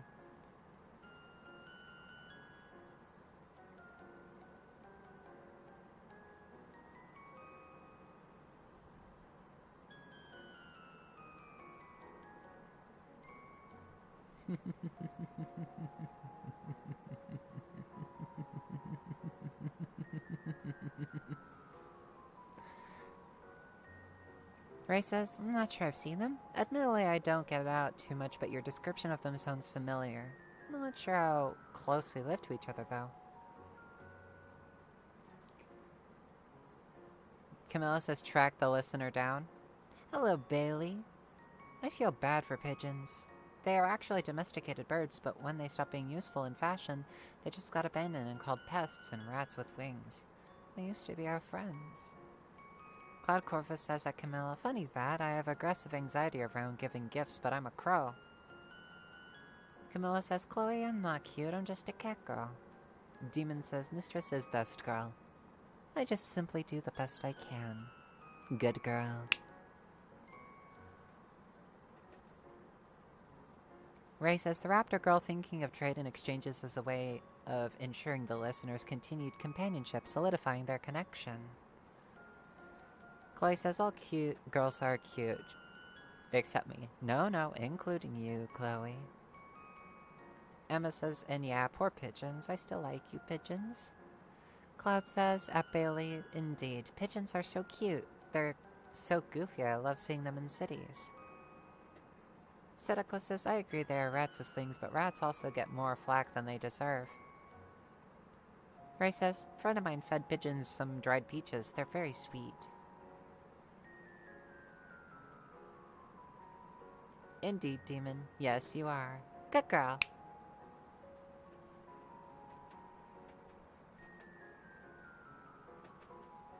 More characterizations. Oh, I can already tell. She accidentally, quote-unquote accidentally, rips a piece of the listener's sleeve just so that she has a part of her scent with her, always.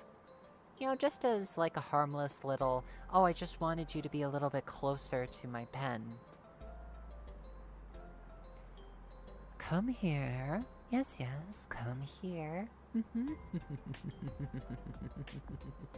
Oh, I'm sorry about your sleeve. Really, truly, I just wanted you to be a little closer. I meant nothing by it. You have another treat for me? Oh, please, may I?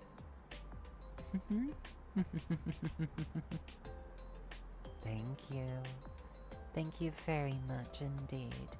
Oh, please, take this. Oh, the way your eyes glitter upon looking at it. I take it that this is valuable? Well, of course, it's yours. Take it. I have not many of these, but sometimes little shiny baubles fall into my pen. Lost little things. with no home to go to. They now have a home with you. Mm-hmm.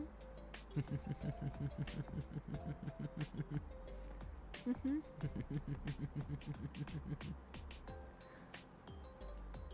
Would you mind if I merely nuzzled the side of my face against your sleeve?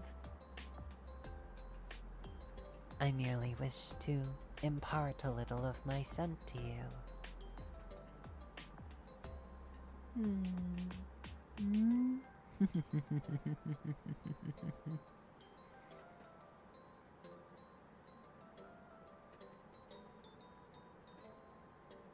Cloud Corvus says, I mean, rats really aren't that bad either. We really do give a lot of animals way too much flack for being able to live around us and survive in dirty places. Setiko says she should say the reason before taking the sleeve so listener worries she's gonna take something more significant. Yeah, that does sound like something she would do. She's not going to lie or be untruthful until she sees lies and untruths being told. And then she starts to have anxieties about what's real with the human world and what's not.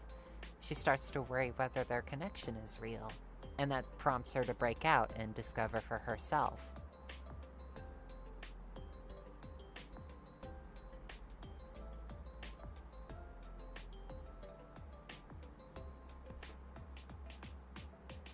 Ray says scent as a sort of love language, not so different from wanting to smell your partner's shirts or hug their pillow tighter when they're not there.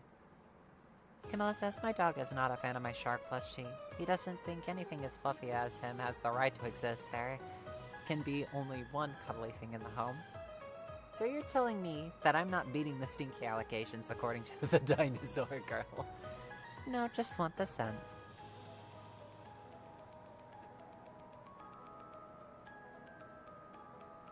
Oh, demon, but you are a good girl.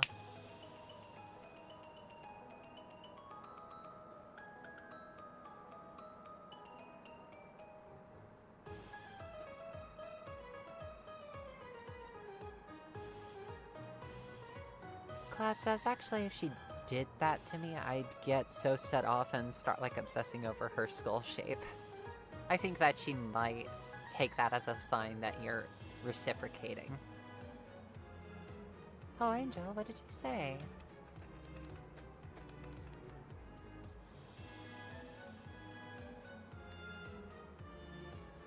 You're even...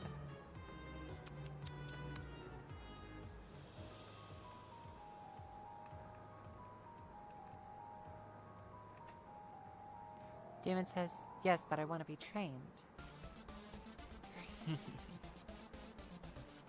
Camilla says sad, stinky catgirl noises.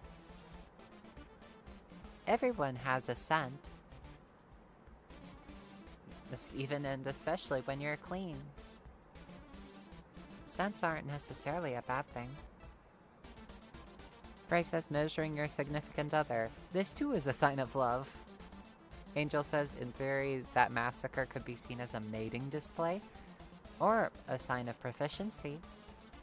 It's like, look at how many of these biped things around you that I can kill.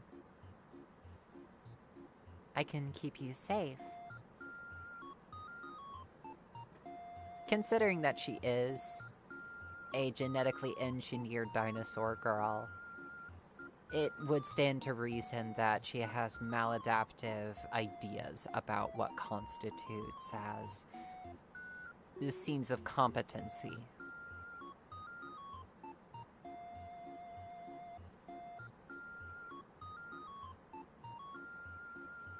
Hey, Frog.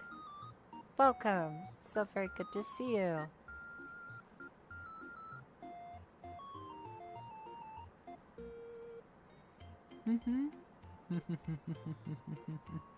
Ray says, okay, but consider competency is attractive. Yeah, that's what she's going for. It's just that this scene of competency is a massacre. Camilla says, no, sad cat noises. Raptor girl, don't destroy the average people. You can store my transphobic neighbor, though. That's fine. Emma says, brain like snake girl. Oh, don't mind me. Just measuring how long you are. Ellie says, by the way, I was lucky that for the entire hour the store was empty before closing. You melted me. Aww. I'm sorry, Ellie.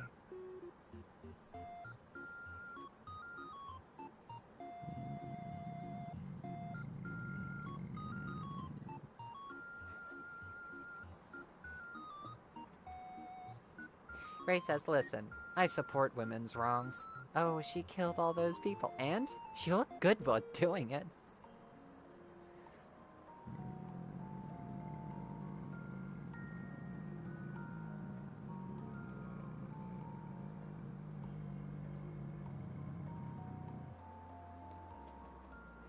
Sedeko says, incredible sounds.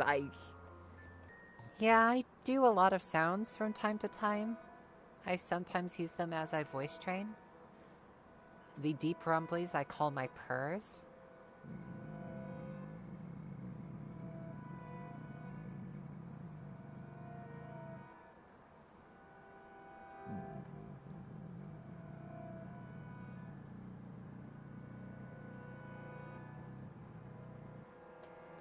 What do you think?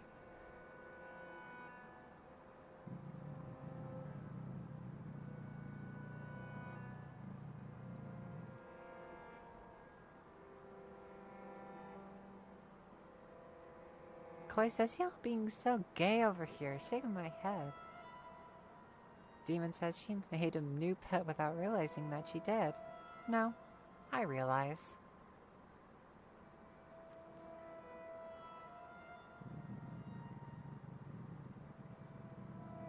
Ray says, I like the idea a lot. I'd listen to it for sure. But yeah, of the deep rumbly sounds that I make.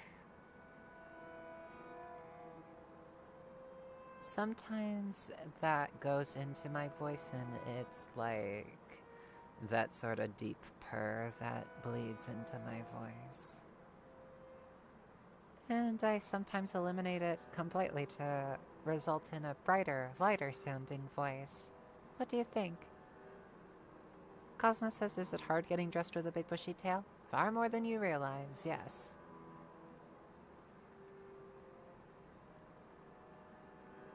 Emma says, girl out here domesticating everybody. The rumblies that only hands can satisfy. Camilla says, do y'all remember when Foxo fell asleep at her desk on stream? That was cute. Yeah, I probably should not have been streaming when I was collapsing from exhaustion.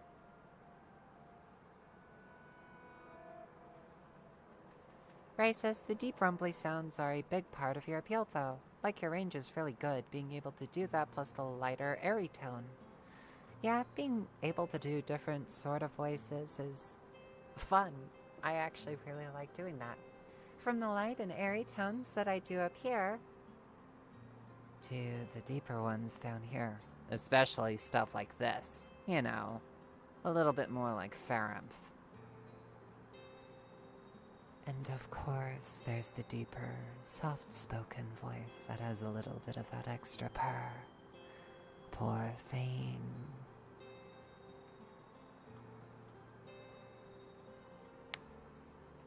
Camilla says, I thought you were dealing with heat issues. Yeah, heat is also a big factor here as well as why I've got so many fans. Chloe says, that was really cute, lol. Emma says heat can make you tired. I know it knocks me right out.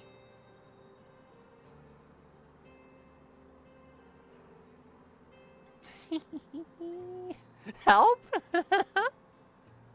Oh, Emma, I'm sorry, dear. I'm so sorry, Emma. You're so cute. Oh my gosh. Emma's such a good girl.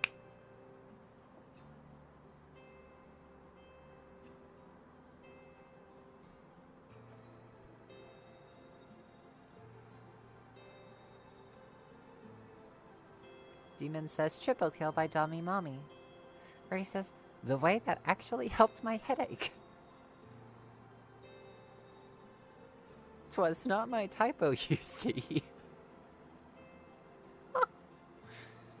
Cosmo says, Ray, I think you mean knock out, not up.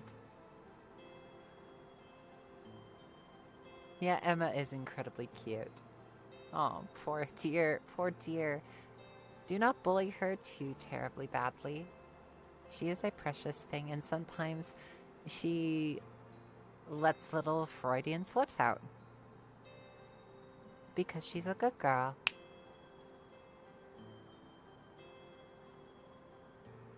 Demon says, happy bunny notice. Noise. Yes, and so are you, Ellie. Good girl.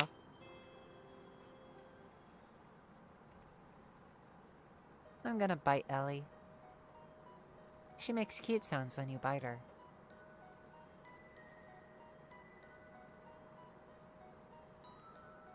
Chloe says, how can y'all sleep in the heat? OMG, Pup the Band reference, but, like, for real, I need to be like 30 degrees or lower. Same here, honest.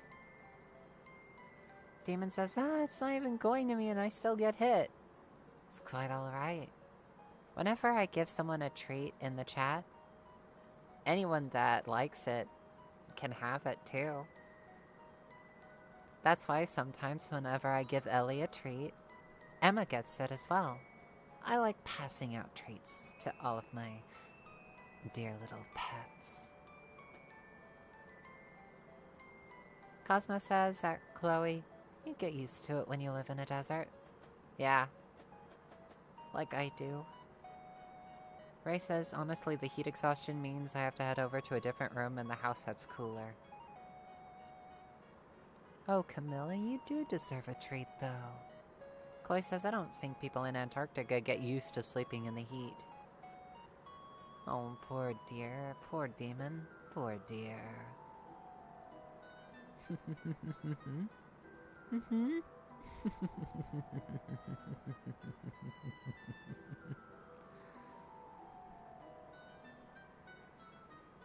Setiko says this will probably be the last stream in a while I can watch, because soon to be time zone difference. I'm glad I'm not going to be able to think from this one by the end. Aww.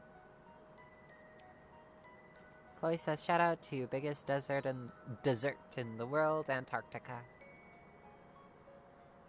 Demon says, want to say something, but it is not safe for YouTube. Yeah, you can probably say it to me in the Discord if you've got it.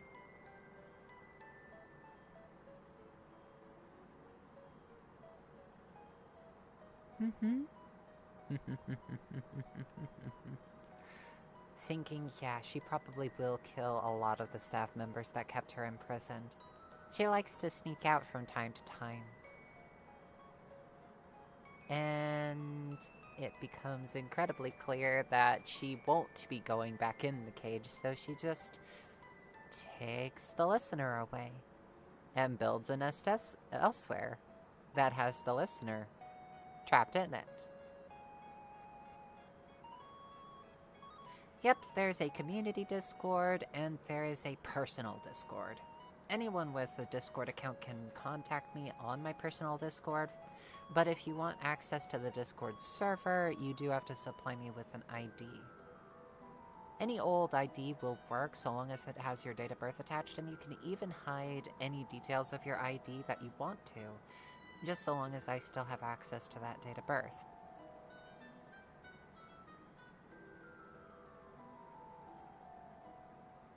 Such is, I fear, the case.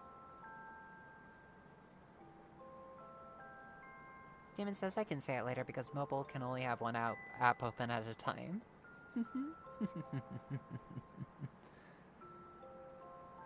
Cloud Corvus says, and a bunch of other birds. Ray says, I fear I cannot relate because, well, if I'm gonna borrow video game terms, I'd consider myself nightmare mode difficulty in terms of being thrown off. I am committed to the bit. Emma, carried to nest. I'm okay with this. Camilla says, just like ASMR and drawing etchy is a public service. Ray says, is it really a Fox video if the speaker doesn't kill someone? Well, I mean, sometimes my speakers kill people, sometimes my speakers don't. Camilla says, pizza's on the way. Congratulations. Chloe says, one day I will join the Discord, but I am too lazy to do anything. Maya, welcome. Bye, kinda late again, sadly. Chloe says everything for the bit. Bit over everything. Shout out to the bit. I like to get bit. I mean, what?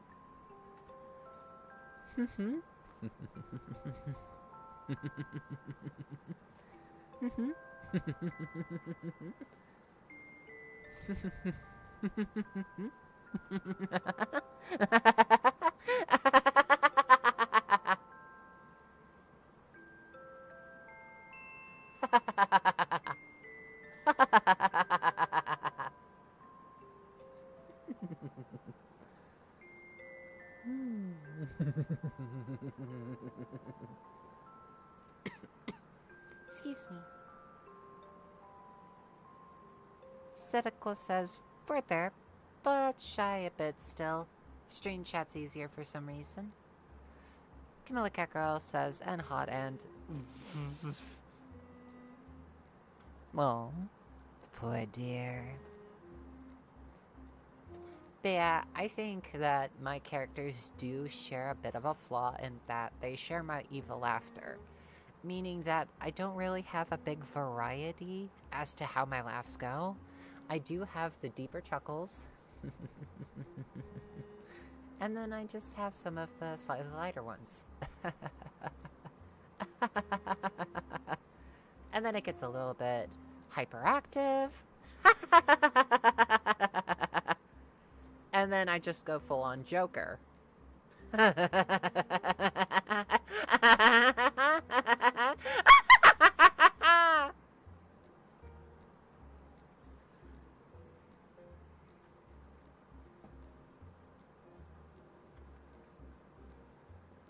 Hey sis, what? Huh? Camilla says I like the evil laugh. I love it a lot. A bit too much. Maya says I love your evil laughs. Thank you. Camilla says Foxa will set the woods on fire with the listener. Ray says, ooh, fun. Frog says, ha, that's how I laugh. Chloe says, so silly, oh my lord.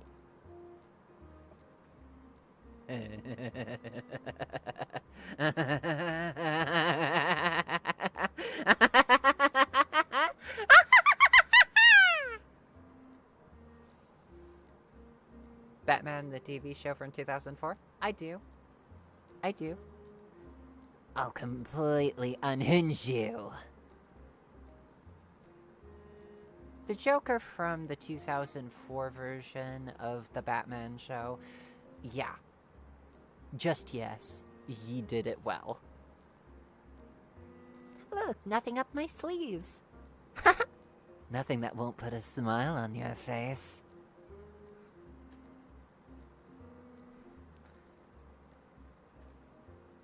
Actually, Mark Hamill didn't voice that particular line. The Joker was played by a different voice actor in 2004.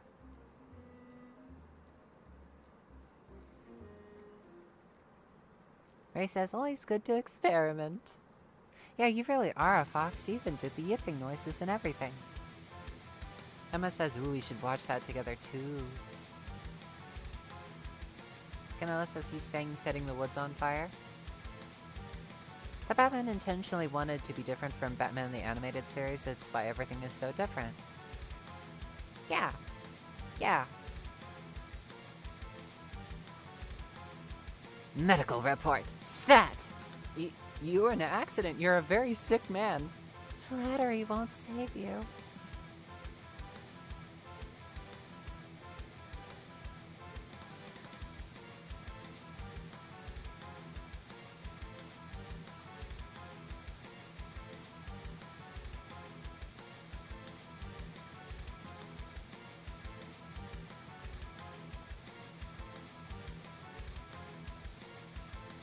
Emma says whoever the star of the show is.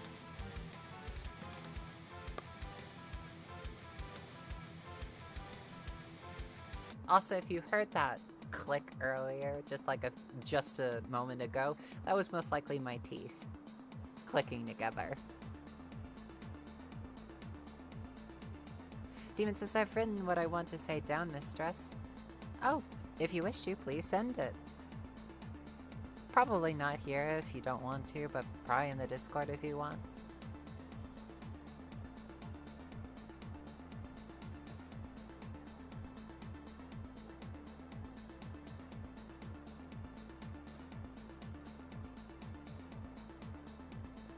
Cloud Corva says that Emma, the one who's running the show. Already thinking of singing that song again.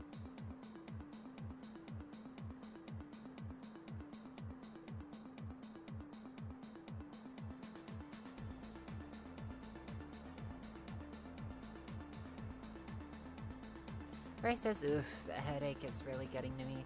Think I might head out early and try to wind down. Take care and have a good night, everyone. Good night, Ray.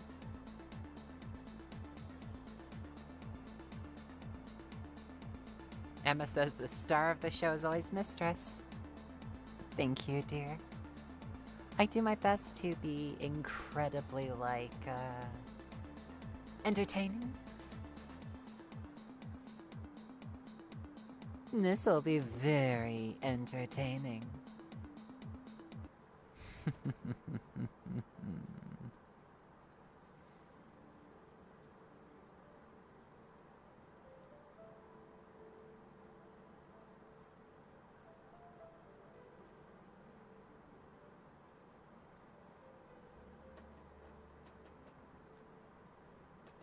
It's news to me that it's news to you. To which degree, who answers to who?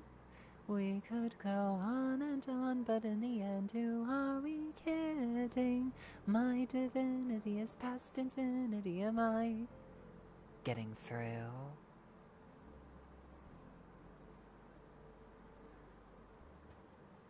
Camilla says the real question is Pepsi or Dr. Pepper. Flip a coin on it. Emma says, Demon says both.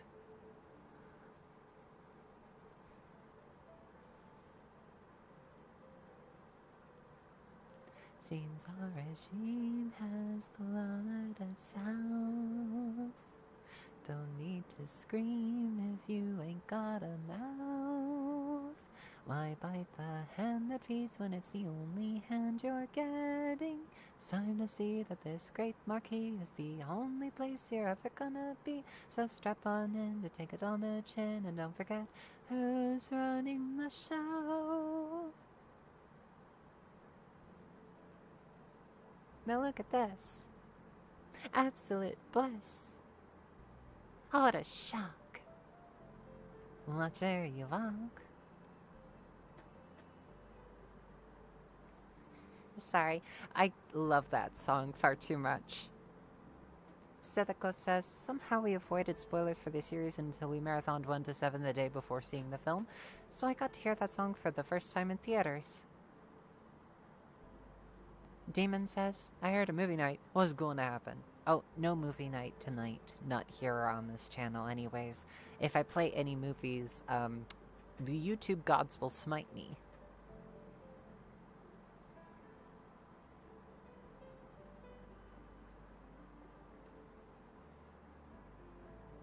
Not enthused, just feeling used. Oh, what a goddamn shame. Cloud Corvus says at Emma, what do you think of... Yeah, terrible. What do you think of Pomni?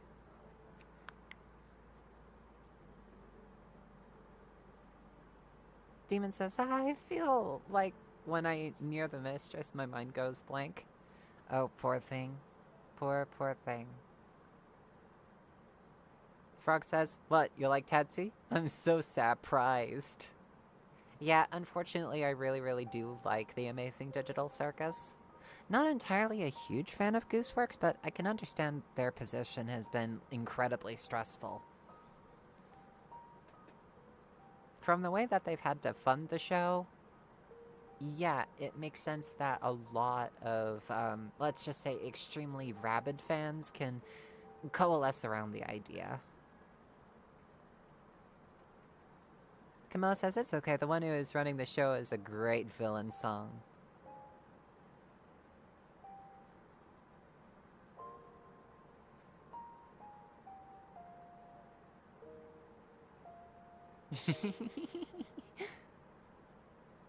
Maya says, oh my god, my pre-stream headache went away instead of me needing to go drink water.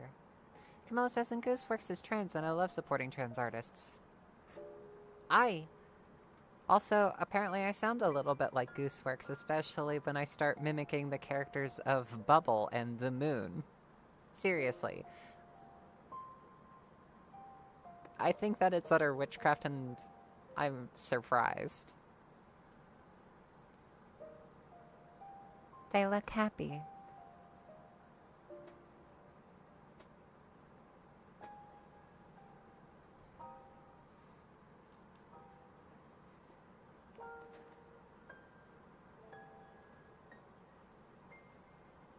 Yeah, I think there's like one comment underneath my Jester audio that's like, did you voice the Moon? I have not voiced the Moon. That is just a pure coincidence. Camilla says, I haven't heard Gooseworks talk in her speaking voice. I've heard her voice act. I'm not the Moon, Emmy. I'm not the Moon.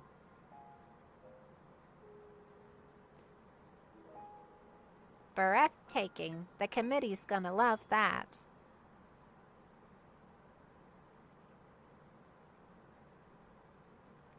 Corva says that Maya, still drink water please. They might come back and being dehydrated is generally not great.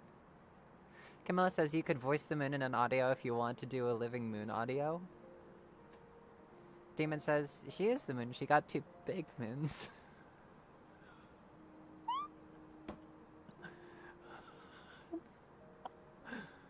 That knocked me out! Whew! That's incredibly flattering. In real life, I'm incredibly flat, actually. It's such a pity. Need to fund augmentation.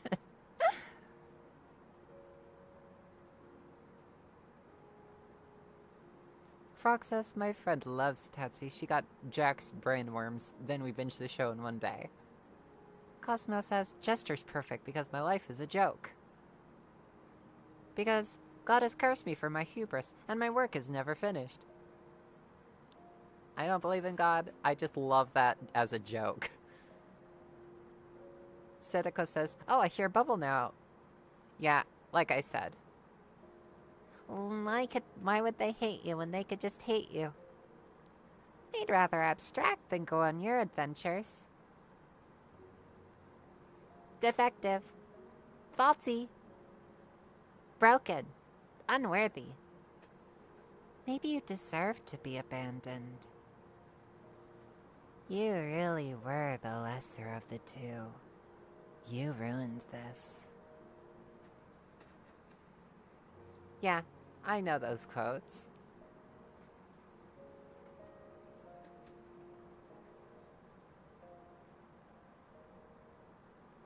Fox Goddess vid? Maybe at some point. Ellie says, what do you think of the headcanon of you-know-who being pink and cyan? I don't know who you-know-who is. Emma says, elbows, riders. Psst, does celestial body work as a compliment? It does. Camilla says, what's your favorite colors? Ooh, my favorite colors? Red, pink, green, black, silver, etc. Why do you ask? Demon says, and I killed her. No! You didn't kill me. I'm still here. And you're still very good.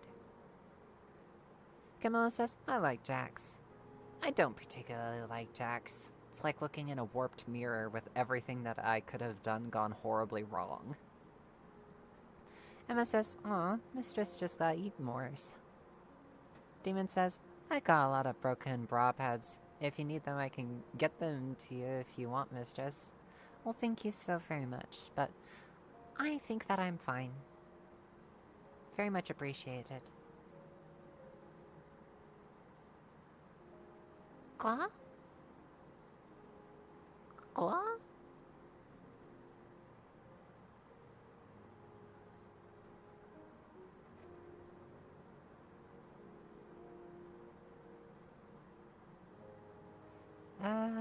baby girl. I like how it's showed up in the stream, but hasn't shown up in the sidebar for me. Maya says, whoever told me to drink water, I drank like 3 water bottles just now. Very good. Glad Corvus at Emma goes, yes, it does. At least I think, honestly, I was amazed you came up with that so fast. Although, I suppose you could have had that cooking for a bit.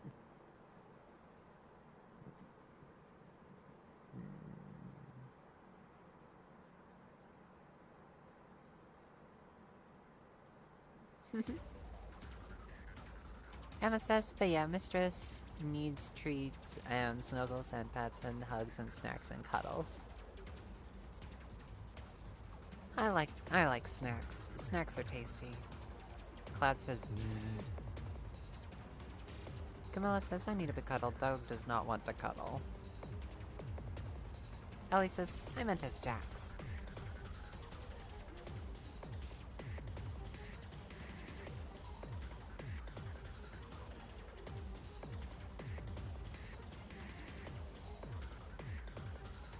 Oh! The headcanon? It's not even headcanon anymore. It just is canon. It is canon, Ellie. Ah, Ellie, thank you so very much for the 10 euros? Thank you so very much. I really, really do appreciate it. YouTube pays me once a month. Whenever someone sends me donations through YouTube, they collect it up in a little basket that YouTube takes a cut from. And I eventually get it on the 21st of the month. Emma says, 10 eddies. Demon says, name, name, name.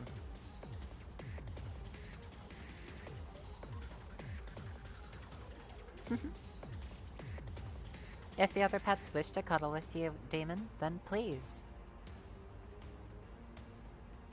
Maya says, I can't play any games while watching Fox's streams, because she randomly does something that restarts my brain. Oh, poor thing. And yet you're still so very good. So very good for me. Good girl.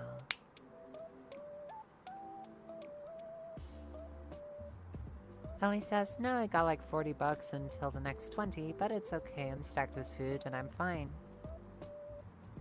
Chloe says, Eddies? Like, from Cyberpunk? Glad Corvus says, for me, Jax experienced a lot of stuff I didn't experience, but at the same time, I do relate to a couple of the things she said, but like she was way more deep in toxic masculinity than I ever could have. Yeah. It's like looking in a very warped mirror for me, and I don't agree with everything that Jax has ever done. Especially not the bullying.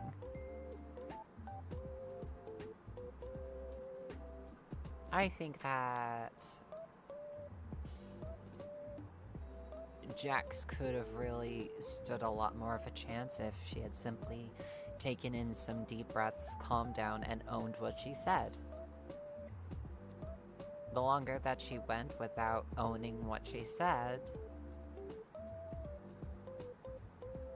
and the more she withdrew and started treating everything as a joke,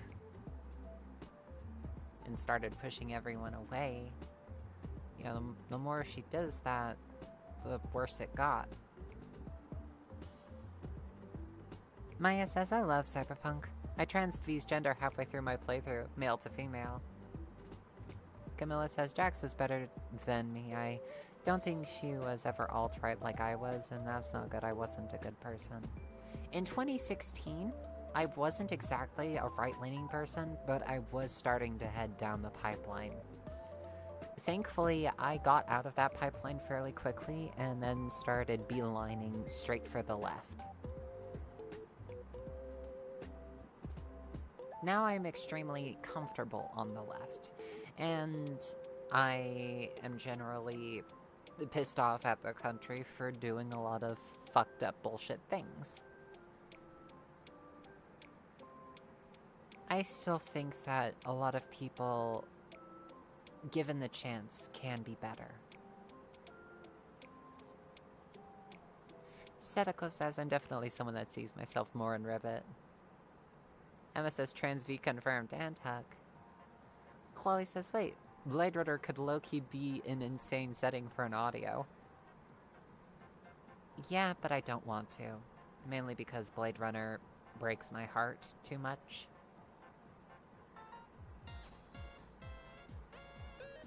Emma says, yeah, from what I've heard, it's pretty common for queer and especially trans girlies to get some % of the way down that pipeline before coming out. And Demon says, I can't get Mistress out of mind and all the thoughts are so loud. Oh, poor thing.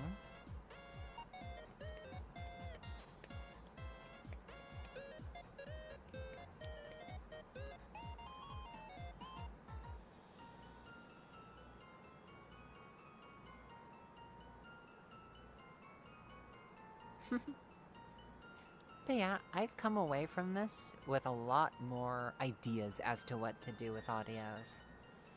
Especially, like, the Utah Raptor girl, and potentially even a Raven girl, which I think could be two different styles of Yandere girl that I could go for.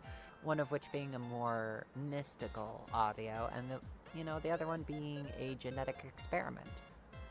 I think that would just be fascinating and wonderful. Camilla says, I went all the way down to James Allsup Pro Nicholas Fuentes. I'll stop talking about it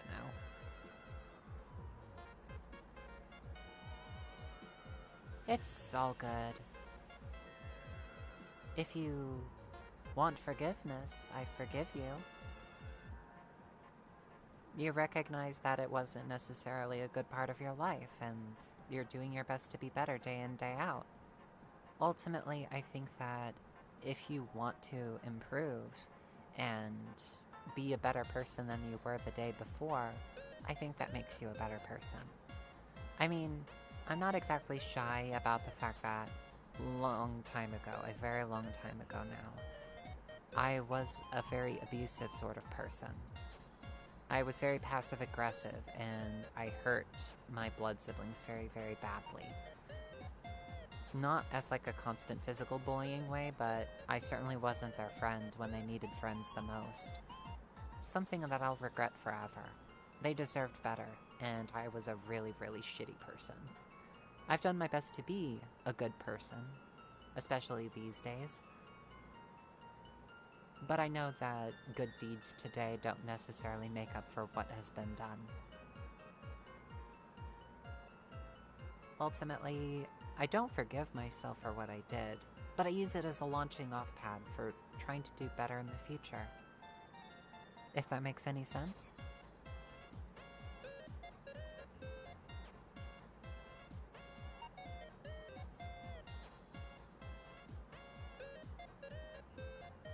Ellie says, didn't we have already a video with a thread lock that is cyberpunk style?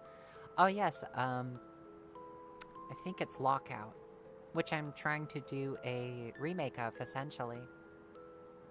I can't wait to do the remakes of Welcome Home, its sequel, and Lockout.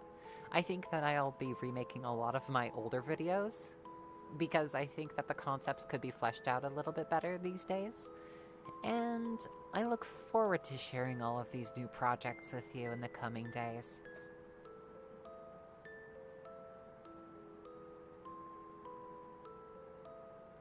Cloud Corvus says, I am Raven Girl. I'm a Raven Girl.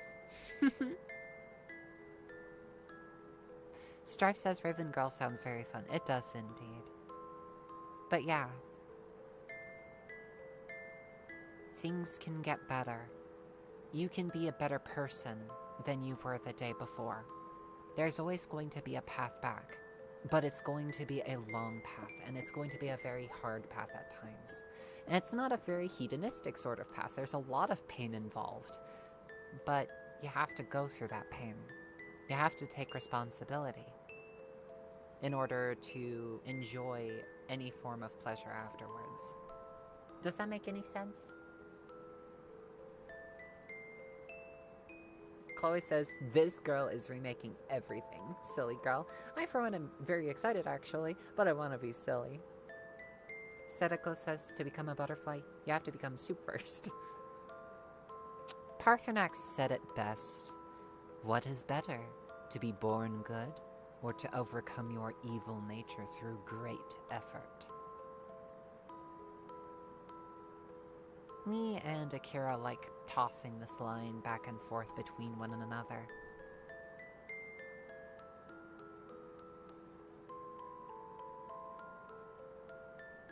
Camilla says, problem is I haven't taken any responsibility. The people around me forgive me even when they shouldn't.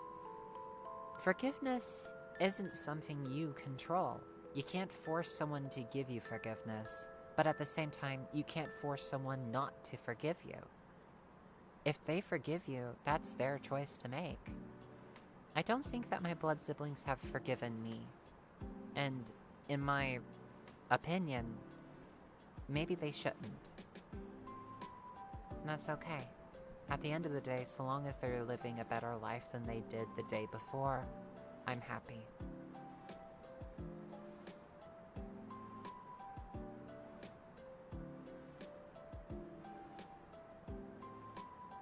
Emma says we can't control who we used to be, but we can control who we choose to be going forward. Yes. Redemption isn't something that someone gives you. You work for it.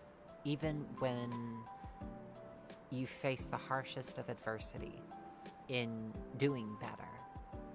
Even when the people around you continue to scorn you, you do better anyways. Because it was never really about that. It was about getting better as a person.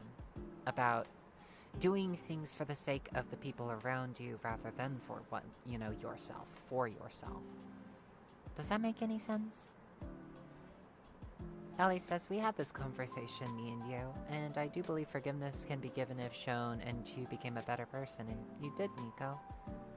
True, but even still, forgiveness isn't owed. It's one of the big things for me. You can't coerce forgiveness. It's given freely. It has to be given freely. And when that forgiveness also makes someone a better person.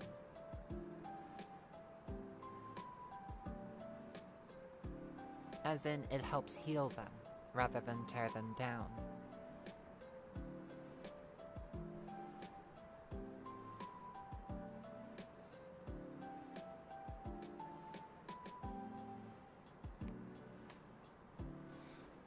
Camilla says, they keep insisting I'm a good person, and I'm not. I don't know how to deal with it. Well, you're doing your best to do better, right?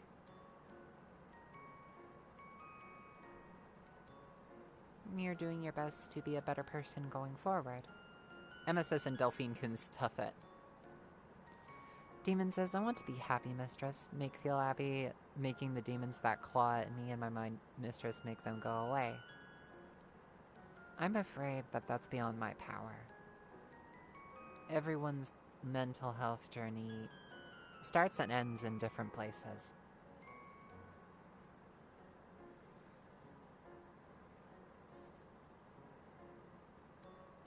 I definitely recommend that we all go to therapists at our earliest convenience if we are able to. Beyond that, I'll do the very best that I can to help people. But I'm not a licensed therapist. I'm not a psychologist. I don't think that you should trust me with your mind. Not unless you really, really want to. That's what I'm saying. Maya says, I don't think I'm a good person, but when I grew up, I was nowhere close to the worst person, so now I don't know where I truly at. All good. All good, Camilla. All good. Ultimately, everyone's mental health journey is up to them. I am not a professional. Perhaps I should have studied harder, and then maybe I would be a professional. But so far as I am now, I am just a professional voice actress and fantasy writer. Sadako says I trust you with it for the context of fun, like the Kitsune videos. Aye. For the context of fun, please indulge me. Emma says takes out my brain and puts it in a jar to fill. No, don't do that. That'll really hurt you. Chloe says professional cutie pie. Oh, stars. Emma says, wait, no, I don't trust FedEx with my brains. Oh, stars. Anyways, I think that will do it for me tonight. Thank you so very much for hanging out with me tonight and for dealing with all of my somewhat incoherent ramblings tonight. Still though, I had a lot of fun and I hope that you did too. As always, thank you so very much for watching, for staying with me. Please make sure to eat some food, drink some good water, and please stay safe out there. Surviving's winning. Thank you. Good night.